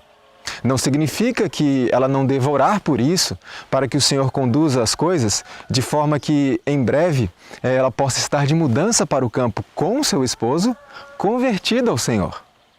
Outro caso. Imagine uma família que vive com poucos recursos, que não tem casa própria, que paga aluguel, que vive com um salário baixo, suficiente apenas para as necessidades mais básicas. Essa família terá condições imediatas de fazer essa mudança? Claro que não. Mas a mudança é impossível para essa família? Claro que não. O que eles devem fazer então? Colocar os planos nas mãos do Senhor, orar fervorosamente, lembrando que a resposta pode demorar um pouco e não devem desistir. Mas, além de orar, precisam buscar alternativas e estar atentos às oportunidades. O caso pode ser difícil, mas não é impossível. Veja. Se os pobres agora aglomerados nas cidades encontrassem habitações no campo, poderiam não somente ganhar a subsistência, mas encontrar a saúde e a felicidade que hoje desconhecem. Trabalho árduo, comida simples, estrita economia, muitas vezes durezas e privações, eis o que seria sua sorte. Mas que bênção lhe seria deixar a cidade, com suas propensões para o mal, sua agitação e crime, sua miséria e torpeza, para a quietude, a paz e pureza do campo. Esse texto me diz que é possível, mesmo a uma família pobre, mudar-se para o campo. Ali encontrará lutas e provações, uma vida de simplicidade, estrita economia, muito trabalho? Com certeza. Aliás, não é isso que essa família tem na cidade? Mas a vida no campo tem benefícios que a cidade não pode oferecer. Outro caso. Temos nossas igrejas instaladas em grandes cidades, e essas igrejas têm pastores. Por mais que um pastor estimule e ensine seus membros a como deixarem a cidade grande, ele deverá honrar o seu ministério e permanecer ali enquanto houver uma única ovelha para cuidar. Assim, seu objetivo ao permanecer ali não será egoísta, não será pensando no seu próprio bem, no seu próprio conforto, suas próprias conveniências, mas no cuidado de suas ovelhas, mesmo que sejam poucas, mesmo que seja apenas uma. Também há casos de pessoas que vivem nas cidades e têm um objetivo exclusivamente evangelístico. Ellen White admitia em alguns dos seus escritos a presença de pessoas nas grandes cidades sob esta condição, principalmente no caso de cidades que ainda não haviam sido trabalhadas. Mesmo assim, é possível identificar nos escritos dela Algumas orientações é que se deixasse essas cidades, que se transferisse as instituições à medida que essas cidades cresciam. Há orientações muito claras em relação, por exemplo, a cidades ainda não trabalhadas. Vejamos algumas orientações sobre isso. Sinto profunda ansiedade ao considerar as cidades que ainda não foram trabalhadas. A mensagem da verdade presente deve ser levada aos que não a ouviram. O tempo está rapidamente passando para a eternidade e essas cidades mal foram tocadas até agora. Devemos entrar nas cidades, vilas e povoados, veja, não apenas em grandes cidades, que ficaram sem a mensagem de advertência para estes últimos dias. Quantas das nossas grandes cidades hoje se enquadram nessa característica? O próprio apóstolo Paulo tinha uma preocupação especial com regiões ainda não trabalhadas. Ele mesmo escreveu aos Romanos: "E desta maneira me esforcei por anunciar o Evangelho, não onde Cristo foi nomeado, ou seja, anunciado, pregado, para não edificar sobre fundamento alheio. Antes, como está escrito, aqueles a quem não foi anunciado o verão, e os que não ouviram o entenderão." Ellen White escreveu: "Nossas cidades devem ser trabalhadas. Deve haver um início agora. Noite após noite não consigo dormir por causa dessa responsabilidade que sobre mim pesa em prol das cidades não advertidas. Fui instruída a chamar a atenção de nossos pastores para as cidades que faltam ser trabalhadas e a insistir com eles a fim de que, por todos os meios possíveis, abram caminho para a apresentação da verdade." Estamos atendendo ao chamado de Deus? Estamos preocupados e trabalhando com a máxima energia para alcançar essas cidades que faltam ser trabalhadas? Cidades que, a essa altura dos acontecimentos, nunca ouviram a mensagem adventista? Ou estamos usando os escritos de Ellen White em relação às cidades não trabalhadas para justificar nossa permanência em cidades já abastadas? Sou instruído a dizer àqueles que, por longo tempo, têm dirigido a obra e que por anos têm permitido que muitas de nossas grandes cidades permaneçam sem ser trabalhadas: o Senhor chamará a prestar contas àqueles que têm executado os próprios planos de realizar uma grande obra em alguns lugares, enquanto deixam por fazer a obra que devia ter sido feita em dar a última mensagem de advertência às muitas cidades grandes de nossa terra. Ellen White também orientou quanto ao estabelecimento de restaurantes nas cidades, que não pudessem apenas oferecer alimentação verdadeiramente saudável, mas também ensinar às pessoas os princípios de saúde. Nossos restaurantes devem estar nas cidades, pois de outra maneira os obreiros desses restaurantes não poderiam alcançar o povo e ensinar-lhe os princípios do viver sadio. Vamos considerar todos os restaurantes vegetarianos que existem no Brasil hoje. Quantos desses pertencem à Igreja Adventista do Sétimo Dia ou a membros da Igreja? Mesmo admitindo algumas exceções para o estabelecimento de instituições nas grandes cidades, algumas vezes o crescimento acentuado de uma cidade se tornava razão para que Ellen White orientasse a transferência de uma instituição para um lugar mais afastado. E isso deve ser considerado ao examinarmos os escritos dela. Eu vou dar um exemplo. No ano 1900, Ellen White escreveu o seguinte: "Não faremos tudo ao nosso alcance a fim de estabelecer a obra nas grandes cidades de São Francisco e Oakland e em todas as outras cidades da Califórnia?" E em 1902 ela escreveu: "Tem-se feito alguma obra na grande cidade de São Francisco, mas ao examinarmos o campo, vemos claramente que foi feito apenas um começo. Nossa obra nessa cidade deve ser ampliada e aprofundada." Ellen White percebeu a necessidade de estabelecer a obra em São Francisco e outras cidades também, e uma vez estabelecida, ampliar e aprofundar essa obra. Porém, alguns anos depois, em 1906, veja o que ela escreveu: "Para fora das cidades é minha mensagem." Quando? Neste tempo. Estais certos de que o apelo é para que o nosso povo fixe residência a quilômetros de distância das grandes cidades. Uma olhadela a quem? A São Francisco, do modo como é, veja, do modo como é hoje, falaria vossa inteligência mostrando-vos a necessidade de sair das cidades. O que ela diria da cidade de São Francisco e de outras cidades hoje? Lembra de um outro texto que lemos anteriormente relacionado ao trabalho na cidade de Chicago? Veja só. "Por enquanto, alguns serão obrigados a trabalhar em Chicago. Por enquanto. Vejo o mesmo acontecendo em relação a uma das editoras da igreja. Com o passar dos anos, a cidade cresceu e agora é necessário estabelecer a editora em alguma localidade rural. Os que se acham ligados aos nossos centros de publicações não devem ser obrigados a viver nas cidades apinhadas. Percebe? A orientação de estabelecer muitas vezes se transformava na orientação de retirar, mudar, transferir, à medida que as cidades cresciam. O que ela diria de nossas grandes cidades hoje? Estabelecer ou retirar? Ao nos aproximarmos do fim dos tempos, as cidades se tornarão cada vez mais corruptas e cada vez mais questionáveis como locais para o estabelecimento de centros da nossa obra. Cada vez mais questionáveis para o estabelecimento de centros da nossa obra, cada vez mais questionáveis. Quão questionável é estabelecer centros de nossa obra nas grandes cidades mais de 100 anos depois que esse cada vez mais foi escrito? Por isso reforço que ao estudarmos os testemunhos, temos que examinar todas as instruções possíveis e reconhecer nelas contextos e detalhes que muitas vezes passam despercebidos. Veja o que ela escreveu em 1905, até mesmo em relação ao trabalho secular do povo de Deus. É tarde demais para estabelecer grandes firmas comerciais nas cidades. Tarde demais para chamar moços e moças do campo para a cidade. Estão se criando nas cidades certas condições que tornarão muito difícil aos que são da nossa fé permanecerem nelas. Seria, portanto, um grande erro investir dinheiro no estabelecimento de interesses comerciais nas cidades. Em resumo, se for para ficar nas cidades, que seja um caso extremo de total impossibilidade de agir de outra forma. Uma exceção, que, como eu disse, não pode ser transformada em regra, e que o tempo ali seja aproveitado ao máximo para o trabalho missionário, tendo esse trabalho como prioridade, principalmente buscando aquelas cidades ainda não trabalhadas e atentando para a viabilidade de permanecer ali à medida que o crescimento da cidade é acentuado.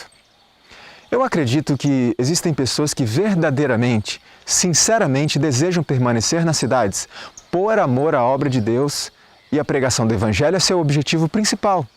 Elas trabalham intensamente nisso. Pessoas que, por alguma razão verdadeiramente justa, não têm condições de trabalhar na cidade e morar no campo. Pelo menos agora. E algumas dessas pessoas provavelmente permanecerão nas grandes cidades até o fim, tendo como única motivação para estar ali a salvação das almas, mesmo que por isso sejam presas, levadas aos tribunais. O Senhor cuidará desses servos fiéis que estão e estarão nas cidades por real força das circunstâncias e não por conveniência ou negligência. Diante disso, eu pergunto para você, por que você está vivendo na grande cidade? Seu caso se enquadra em algum desses que nós tratamos? Não precisa responder para mim. Deus sabe os seus motivos. Então não tente brincar com Deus. Não tente enganá-lo, não tente ludibriá-lo, mentir para Ele. Ele sabe exatamente qual é a sua intenção e sua prioridade aí na cidade. E que não seja esta a intensa paixão de ganhar dinheiro, o vendaval da agitação e da corrida aos prazeres, a sede de ostentação e luxo e extravagância, tudo são forças que, no que diz respeito à maioria da humanidade, desviam o espírito do verdadeiro desígnio da vida. Abrem a porta para milhares de males. Essas coisas exercem sobre a juventude uma força quase irresistível. A vida nas cidades é falsa e artificial. Muitos residentes das grandes cidades, na verdade a maioria, como está expresso no texto, estão numa busca desenfreada para ganhar o mundo todo e perder a sua alma. Incluindo professos cristãos que perderam completamente o rumo, deixando de reconhecer o verdadeiro desígnio da vida e estão correndo atrás do vento. Diante disso, quem é você? O que está em primeiro lugar em sua vida? Com o que você tem gasto a maior parte do seu tempo, recursos e energias aí na cidade grande? Com o trabalho, a faculdade, o lazer? Ou com as coisas de Deus? Com o trabalho na igreja? Com a pregação do Evangelho? Embora esteja no plano de Deus que obreiros escolhidos, de consagração e talento, sejam estacionados em importantes centros de população para realizar conferências públicas, é também seu propósito que os membros da igreja que vivem nessas cidades usem os talentos que Deus lhes deu, trabalhando em favor das pessoas. ricas bênçãos estão armazenadas para os que se entregam sem reservas ao chamado de Deus. Aos que se entregam de que forma? Sem reservas. Vamos recordar um texto lido anteriormente? Mas até que seja possível saírem durante todo o tempo que ali permanecerem, nas grandes cidades, no caso, devem ser muito ativos em fazer trabalho missionário. Já que não pode sair da cidade grande agora, você tem se entregado sem reservas ao trabalho missionário? Tem sido muito ativo nessa obra? Ou anda meio cansado por causa das muitas atividades na empresa e na faculdade? As obrigações que nos constrangem a colocar nossos nomes no hall da igreja nos tornam responsáveis por trabalhar para Deus até o limite de nossa capacidade. Ele requer trabalho integral e o pleno devotamento de coração, alma, entendimento e força. Cristo nos conduziu à qualidade de igreja para que Ele possa empregar e absorver todas as nossas capacidades em dedicado serviço pela salvação de outros. Qualquer coisa abaixo disso é oposição à obra. Eu ficaria muito feliz se soubesse que os irmãos que vivem nas grandes cidades estão ali para promover a obra de Deus e salvar almas. Estão ali para usar até o limite de suas capacidades, para se entregarem sem reservas, de maneira integral, ao trabalho missionário, para gastarem-se e deixarem-se gastar na obra de Deus, na obra de dar às grandes cidades a última advertência do céu. Mas creio que esse não seja o caso da grande maioria. Certa vez me fizeram uma pergunta que eu considero muito importante. A pergunta é essa: se todos os adventistas deixarem as grandes cidades, como ficarão nossas igrejas que estão ali? Fecharam as portas? Ficaram abandonadas? Eu quero fazer outra pergunta. Como estão nossas igrejas das grandes cidades hoje, mesmo com a maioria dos adventistas vivendo ali? Eu não quero dar uma opinião vazia, eu quero dar uma opinião fundamentada em dados concretos. Em 2018, a Associação Geral da Igreja Adventista publicou os resultados de uma pesquisa que foi feita em todas as nossas divisões ao redor do mundo.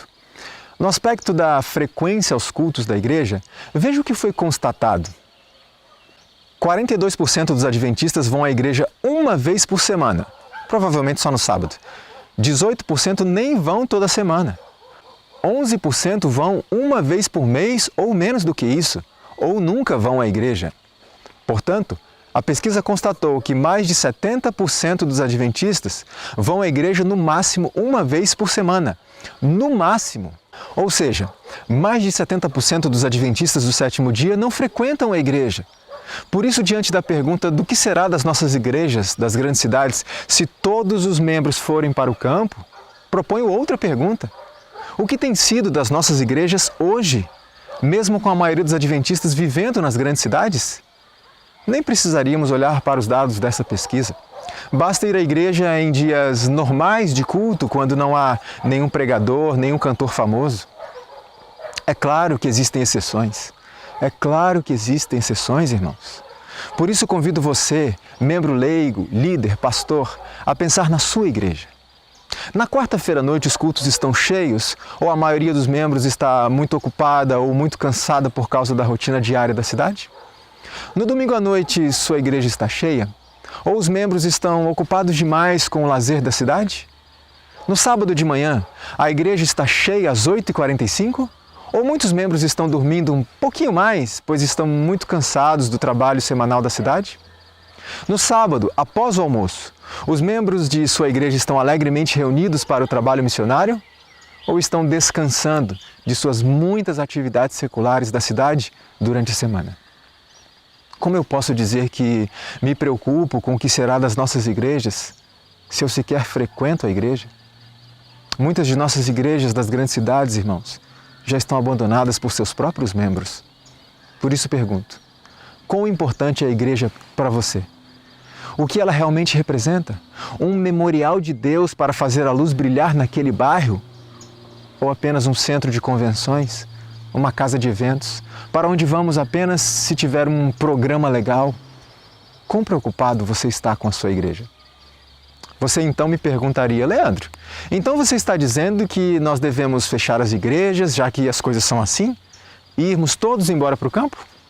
Não, não é isso que eu estou dizendo. O que eu estou fazendo é convidando cada um a examinar o próprio coração. Será que o motivo para eu ficar na cidade é esse mesmo que eu estou alegando? Para cuidar da minha igreja, para pregar o Evangelho? Às vezes a obra que realizamos para o Senhor nas grandes cidades não dá grandes resultados. Como assim, Leandro? Veja a quantidade de batismos que tivemos neste ano.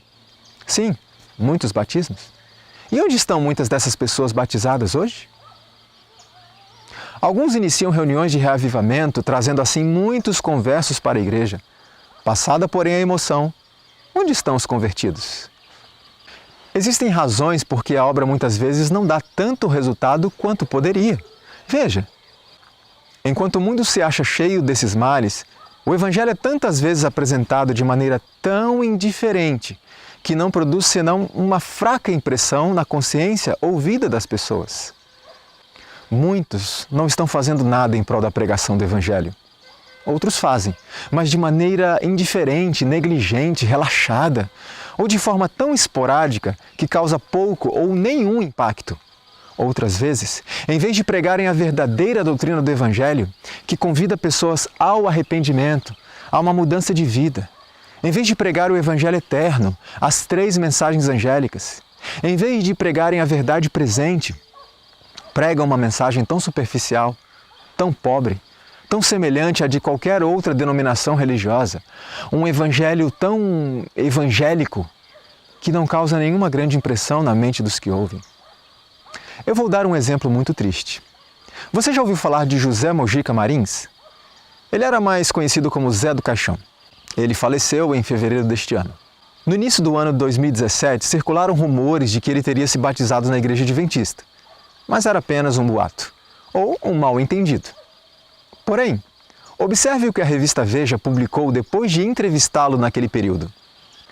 Em entrevista à Veja, Zé do Caixão garantiu que é católico e que não mudou de religião. Acompanhei minha mulher, que é evangélica, em um culto da igreja, no caso da igreja adventista. Diz ele. De qualquer forma, ele garante que não sentiu muita diferença entre os 2 tipos de cerimônias. O pastor fala, as pessoas repetem o que ele diz e todo mundo ora. Pode até mudar uma ou outra coisa no discurso dos religiosos, mas o conteúdo é o mesmo. Fiquei muito triste com essa reportagem. Ela deveria nos levar a refletir. O que as pessoas têm observado quando vão à minha igreja local? Que impacto estamos causando? Que tipo de mensagem elas têm ouvido ali? Mensagens, como escreveu Ellen White certa vez, fora do comum, de forma que as pessoas sejam despertadas e advertidas em relação aos enganos dos últimos dias, de forma que as pessoas sejam confrontadas com a verdade da Palavra de Deus e convidadas ao arrependimento? Mensagens poderosas e impactantes, como as que têm sido pregadas, por exemplo, pelo pastor Arilton aos que assistem o programa Bíblia Fácil e também aos que o ouvem nas igrejas. Mensagens poderosas e impactantes como as que têm sido pregadas pelo pastor Vinícius Mendes, pelo pastor Adolfo Soares e tantos outros pastores, e também por muitos membros leigos que, como eles, amam a Cristo, amam a igreja, amam seus irmãos, pessoas em quem podemos ver características do fruto do Espírito. Ou será que minha igreja local tem pregado o mesmo evangelho evangélico que se vê em qualquer outro lugar? Regado as mesmas músicas evangélicas que se ouvem em qualquer outro lugar. Nova ordem de coisas entrou no ministério. Há desejo de moldar-se segundo outras igrejas. E simplicidade e humildade quase são desconhecidas. O Antigo e o Novo Testamentos mostram-nos o único meio, veja, o único meio por que esta obra deve ser feita. Arrependei-vos, arrependei-vos, arrependei-vos, era a mensagem que João Batista fazia soar no deserto.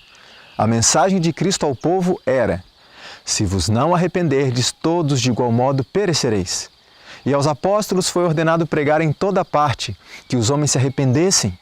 O Senhor deseja que seus servos hoje preguem a antiga doutrina evangélica. Veja, esta é a verdadeira doutrina evangélica. Tristeza pelo pecado, arrependimento e confissão.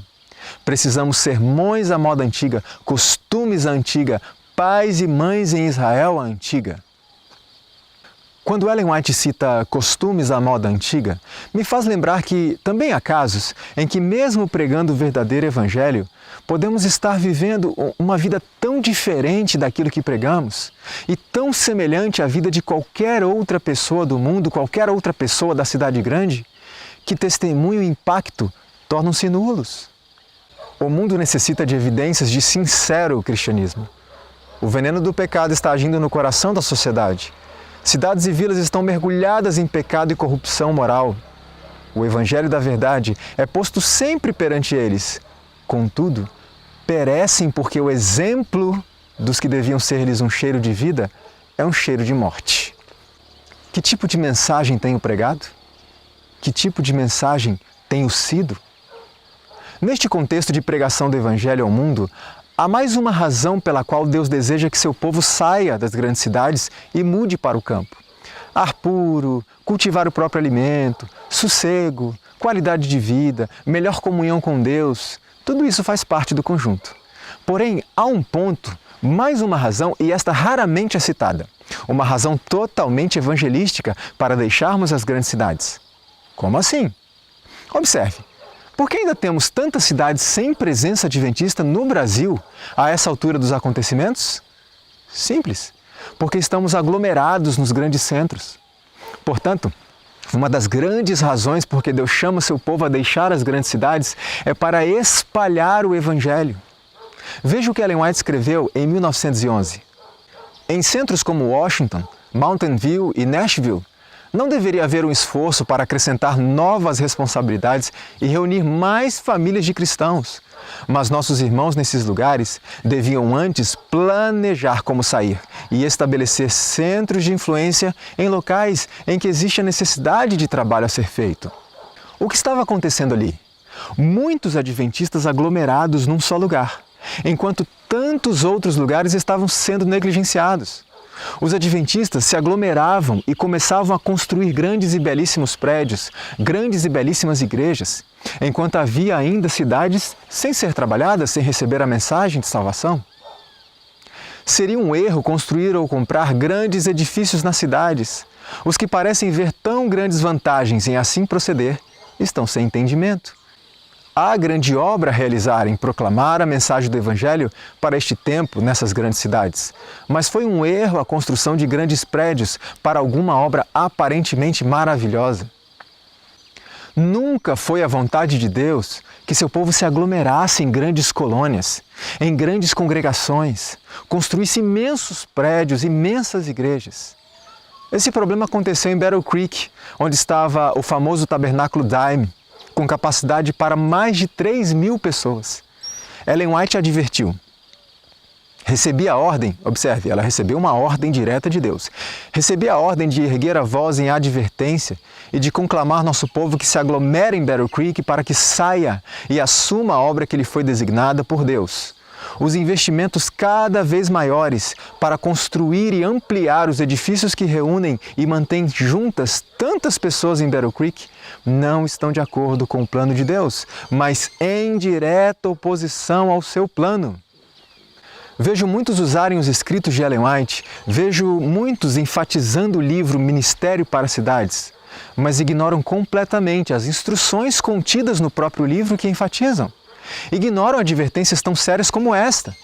Ignoram, se é que algum dia leram esse livro. O texto continua dizendo assim: Veio a mim a palavra do Senhor, segundo a qual há cristãos aglomerados demais em poucos lugares, e muitos estão perdendo o senso da brevidade do tempo e de sua responsabilidade de proclamar a mensagem do terceiro anjo.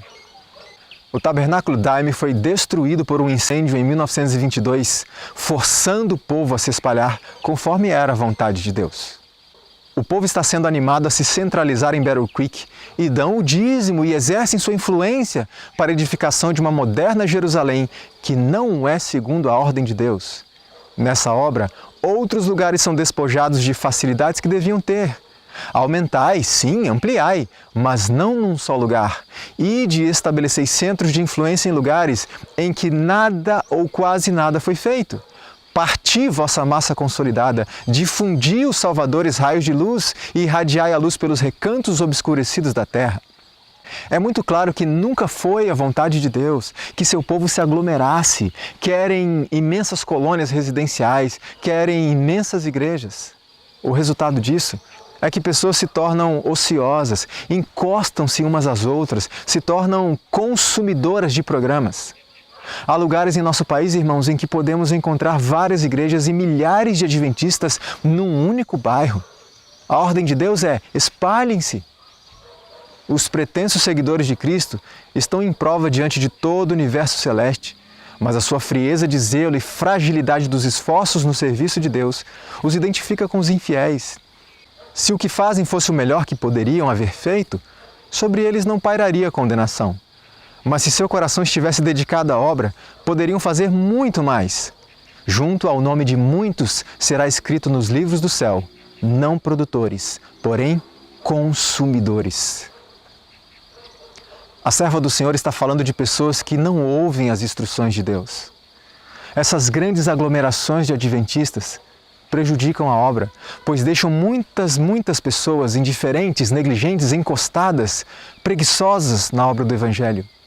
Além de que muitos lugares são negligenciados. Certa vez eu ouvi alguém dizer que é egoísmo se mudar para o campo, pois isso demonstra uma preocupação só consigo mesmo e com a própria família, com a própria salvação, desprezando aqueles que necessitam da mensagem de salvação nas cidades.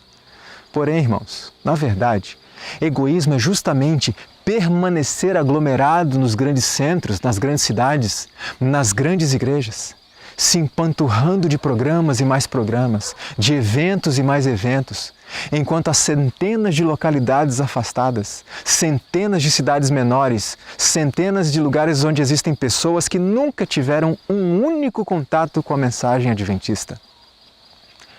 Muitos dos membros de nossas igrejas grandes relativamente nada fazem. Eles poderiam realizar um bom trabalho se, em vez de se aglomerarem, se dispersassem em lugares ainda não atingidos pela verdade. As árvores plantadas junto demais umas das outras não se desenvolvem. São elas transplantadas pelo hortelão, a fim de terem espaço para crescer e não ficarem mirradas e débeis. O mesmo procedimento daria bons resultados em nossas igrejas. Esta é mais uma das razões por que Deus apela para o seu povo deixar as grandes cidades, para espalhar os nossos recursos, tanto materiais quanto humanos, para que também o Evangelho seja espalhado.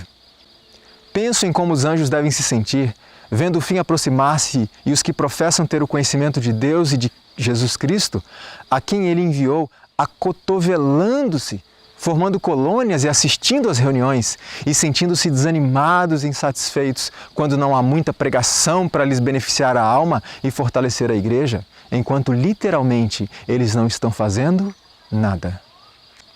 Como se sentem os anjos de Deus ao verem o seu povo se acotovelando em imensas igrejas, exigindo boas instalações, exigindo bons programas, exigindo bons sermões, exigindo e não oferecendo nada? Enquanto isso, milhões de pessoas nunca tiveram oportunidade de ouvir a mensagem de salvação em tantos e tantos lugares. E não estou me referindo à África, à Ásia, ao Oriente Médio apenas. Há um campo enorme a ser ainda trabalhado, aqui mesmo no Brasil. Não vos aglomereis num só lugar, cometendo o mesmo erro que foi cometido em Battle Creek. Há centenas de lugares que precisam da luz que Deus vos deu. Pensando em lugares como esse, minha esposa e eu nos unimos a um grupo de amigos há algum tempo atrás e decidimos realizar um Impacto Esperança Extra. Era mês de novembro, feriado de finados. Não fomos aos nossos vizinhos ou às pessoas de nosso bairro ou às pessoas que moram ali ao redor da nossa igreja, muitas das quais possuem a coleção completa dos livros da esperança de todos os anos e nunca abriram nenhum para ler. Decidimos procurar uma cidade onde não havia igreja adventista, onde não havia sequer um morador adventista. Na época, nós morávamos na cidade grande, em Vila Velha, no Espírito Santo. Nossa pequena caravana viajou por aproximadamente 175 quilômetros até chegarmos a Imbiruçu, que é um dos distritos do município de Mutum, em Minas Gerais, próximo aqui à nossa divisa. Ali nos reunimos, oramos, distribuímos os livros da esperança entre nós, que na época era este, e percorremos cada rua entregando livro em cada casa, batendo de porta em porta, uma a uma. Também avançamos pelos sítios da região, pelas estradas de terra, entregando livros por ali. Algum tempo depois daquele trabalho, recebemos a notícia do batismo do primeiro adventista de Imbiruçu. O trabalho ali está apenas começando. Mas já podemos dizer, com muita alegria, que aquela não é mais uma localidade sem presença adventista. E mesmo que não houvesse nenhum batismo como resultado daquele trabalho que nós fizemos, nós estaríamos felizes e muito satisfeitos, simplesmente por saber que aquela não é mais uma cidade que nunca conheceu a nossa mensagem. Como eu disse antes, nosso trabalho é apenas espalhar a mensagem, estender o convite do Evangelho a todas as pessoas deste planeta, batizando ou não, a decisão é delas. Queridos irmãos, enquanto estivermos aglomerados nos grandes centros, a mensagem do Senhor não poderá avançar como Ele deseja. Lembre-se sempre, quando você estiver viajando pelas BRs deste país, que atrás daquelas montanhas há centenas de famílias que nunca ouviram a mensagem de salvação. Como disse Ellen White, é hora de partir essa massa, essa aglomeração e nos espalharmos por este país para pregarmos a última mensagem de advertência do céu a este mundo. O tempo está correndo. Portanto, se você deseja ficar nas grandes cidades para pregar o Evangelho, lembre-se, fora das grandes cidades, provavelmente há muito mais pessoas necessitando do Evangelho. Pessoas que nunca tiveram uma única oportunidade de ouvir a palavra de Deus. Mas se você assim mesmo deseja ficar nas grandes cidades, então pregue o Evangelho. Que seu trabalho, sua faculdade, seu lazer sejam secundários e que suas maiores energias sejam canalizadas para a obra missionária. E se você pretende ficar na cidade para cuidar da sua igreja, saiba que é possível fazê-lo morando afastado da cidade. Mas se você insiste em ficar ou por alguma circunstância não pode sair, então cuide verdadeiramente da sua igreja. Se você está na cidade porque verdadeiramente há alguma circunstância que não lhe permite sair, e Deus sabe todas as coisas, então coloque o caso nas mãos de Deus, com oração e jejum. E esteja atento às oportunidades que surgirem. Agora, se você tem condições de sair sem nenhum esforço ou perdas, ou se você tem condições de sair com algum esforço e alguns sacrifícios, então não perca mais tempo. Há alguns dias, nós recebemos uma visita inesperada aqui no sítio onde nós moramos. Um casal estava procurando uma pequena propriedade no campo para viver. Eles não eram adventistas do sétimo dia, mas nos falaram que estavam cansados da cidade grande. E o mais surpreendente de tudo, nos falaram sobre o que a Bíblia relata a respeito do fim dos tempos. Outra razão porque eles estavam querendo sair da cidade grande. Eu fiquei surpreso, eles não eram adventistas. Esse casal, logicamente, não tem ainda o conhecimento que nós temos, mas demonstraram ter o discernimento que falta a muitos de nós. Deus deseja, irmãos, que seu povo deixe as grandes cidades para ter uma melhor qualidade de vida, para ter uma mente mais sã, mais apta a assimilar e reter as influências do Espírito Santo, para ter melhor comunhão com Ele, um melhor preparo espiritual, para se preparar melhor para a pregação do Evangelho, inclusive nas cidades grandes, e também para nos espalhar com o fim de ampliar o alcance do Evangelho, atingindo também as pequenas e afastadas cidades.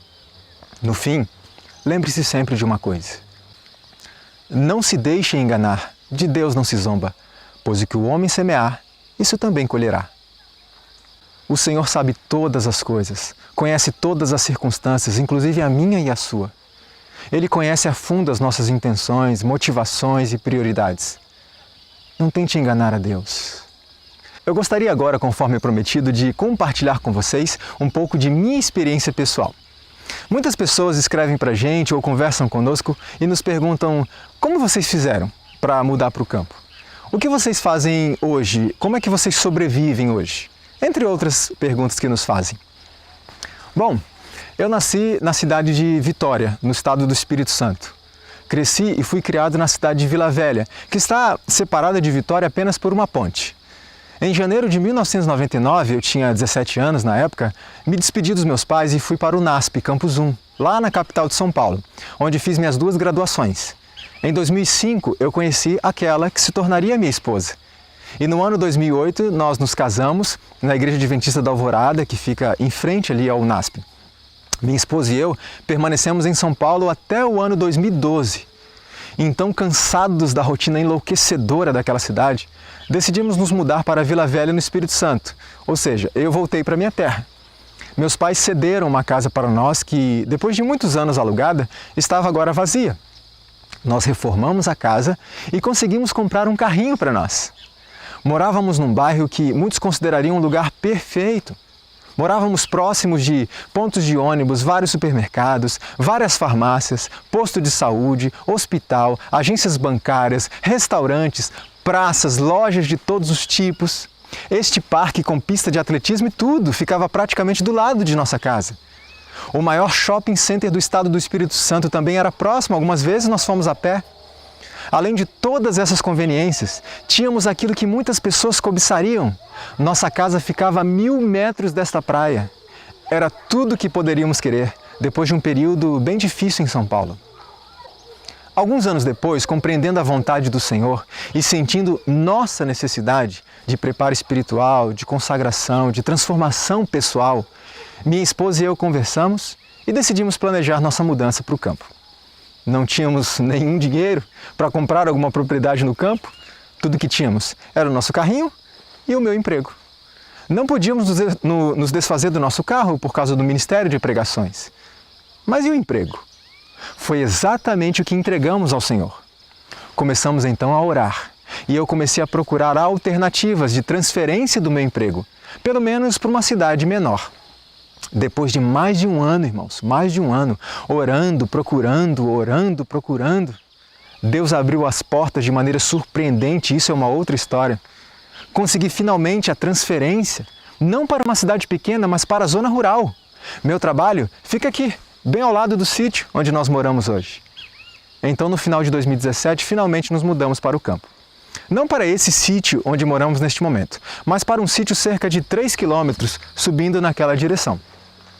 Deixamos a casa confortável e recém-reformada em que morávamos lá naquele bairro que tinha de tudo, uma casa pela qual não pagávamos nem um centavo de aluguel, uma casa que ficava perto da praia, perto de tudo, e fomos morar numa casa simples, longe de tudo e pagando aluguel.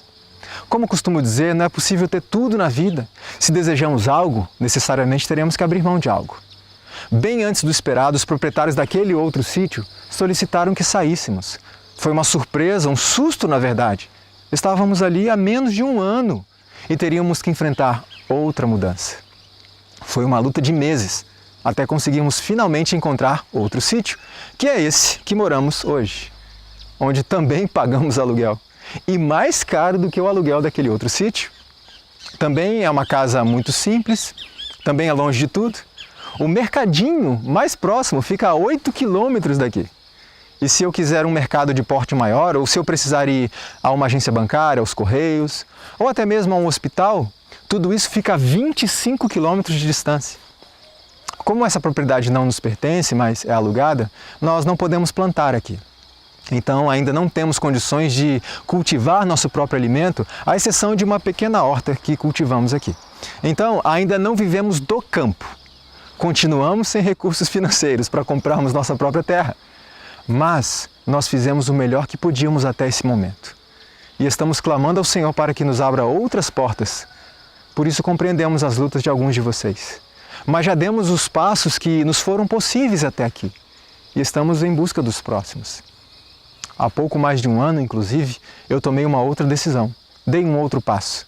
Sacrifiquei uma parte do meu emprego para ter mais tempo com Deus, mais tempo com a minha Bíblia, com a oração, mais tempo com minha esposa, mais tempo para o nosso ministério, o ministério que o Senhor nos confiou. Solicitei uma redução na minha jornada de trabalho e você pode imaginar que, para conseguir isso, eu tive que abrir mão de uma boa parte do meu salário também. Em resumo, irmãos, vivíamos numa casa ótima, num bairro onde havia de tudo que diz respeito a produtos, serviços, lazer, pertinho da praia. Não pagávamos um centavo de aluguel. Hoje, vivemos numa casa simples, longe de tudo, pagamos aluguel e nossa única fonte de renda, que é o meu salário, é hoje bem menor do que era antes. Você vê? Não pense que foi fácil para nós ou para muitos que estão hoje vivendo no campo. É preciso abrir mão, sacrificar coisas, que pode ser uma vida confortável, uma brilhante carreira, pode ser dinheiro, pode ser facilidades, enfim. E os desafios continuam dia após dia. E se você perguntar, Leandro, você não se arrepende? Eu te digo, se há uma coisa de que me arrependo, irmãos, é de não ter feito isso antes. Mas Deus sabe o tempo de todas as coisas. Amigo, se você cruzar os braços e apenas aguardar, Deus não se manifestará. É preciso agir, evidentemente perseverando em oração diariamente pelo tempo que for necessário. Talvez você não tenha condições de mudar-se para o campo diretamente, mas talvez você tenha condições de sair da cidade grande e mudar para uma cidade pequena. Se isso é o melhor que você consegue fazer nesse momento, faça. E Deus dará discernimento e condições para os próximos passos. Mas comece a caminhar. Eu quero encerrar fazendo 2 apelos. O primeiro é para os que vivem nas grandes cidades e o segundo é para aqueles que vivem no campo. Você, que vive na grande cidade, mantenha sempre o cuidado de não julgar aqueles que já foram para o campo, como se eles estivessem se sentindo melhores do que os outros, ou como se eles estivessem totalmente alheios ao trabalho missionário, como se tivessem abandonado as pessoas da cidade. Ouvi certa vez uma pessoa dizer assim, parabéns para você que foi para o campo, parabéns! Parabéns para você que teve condições. Mas a pessoa falava num tom irônico, assim, num tom de desprezo. Lembre-se que muitos dos que estão no campo hoje também não tinham condições. Em oração e ação, eles criaram as condições e sacrificaram coisas para isso. Lembre-se do texto que nós lemos anteriormente. A irmã White diz que muitos terão que trabalhar com empenho para ajudar a abrir o caminho. Também já ouvi pessoas dizerem assim, é fácil para quem vive no campo ficar falando essas coisas. É fácil para você, Leandro, ficar falando? Eu pergunto, você conhece as lutas e provas pelas quais passaram aqueles que hoje vivem no campo? Conhece as lutas e provas que eles ainda enfrentam hoje? Sabe o que eles tiveram que abandonar, o que eles tiveram que sacrificar para estarem ali? Sabe quanto esforço fizeram, quantos anos de planejamento, quantas madrugadas em oração, quanto jejum, quanto tempo de procura? Então esteja atento para não julgar de maneira injusta. Agora eu me dirijo a você que vive no campo, como eu. Mantenhamos sempre o mesmo cuidado de não julgarmos os que ainda estão nas grandes cidades. Não olhemos para eles como pessoas perdidas, desobedientes, rebeldes, de mau caráter, amantes dos prazeres e confortos das grandes cidades. Nem todos são desobedientes, irmãos. Nem todos são rebeldes, nem todos estão ali porque querem ou porque amam o conforto e prazeres das cidades grandes. Repito, nem todos estão ali por conveniência. Há pessoas sinceras que verdadeiramente desejam fazer a vontade de Deus, que estão tentando, estão se esforçando, mas têm encontrado dificuldades. Você e eu também tivemos as nossas dificuldades e temos que entender as pessoas. E nós ainda temos. Não sabemos quem é quem nisso tudo. O que devemos fazer é orar pelas pessoas, orar para que Deus toque no coração dos indecisos, orar para que Deus abra as portas para os que decidiram e estão agindo, mas encontrando reais dificuldades. Orar também para que o Senhor fortaleça aqueles que por razões justas permanecerão nas grandes cidades por mais algum tempo.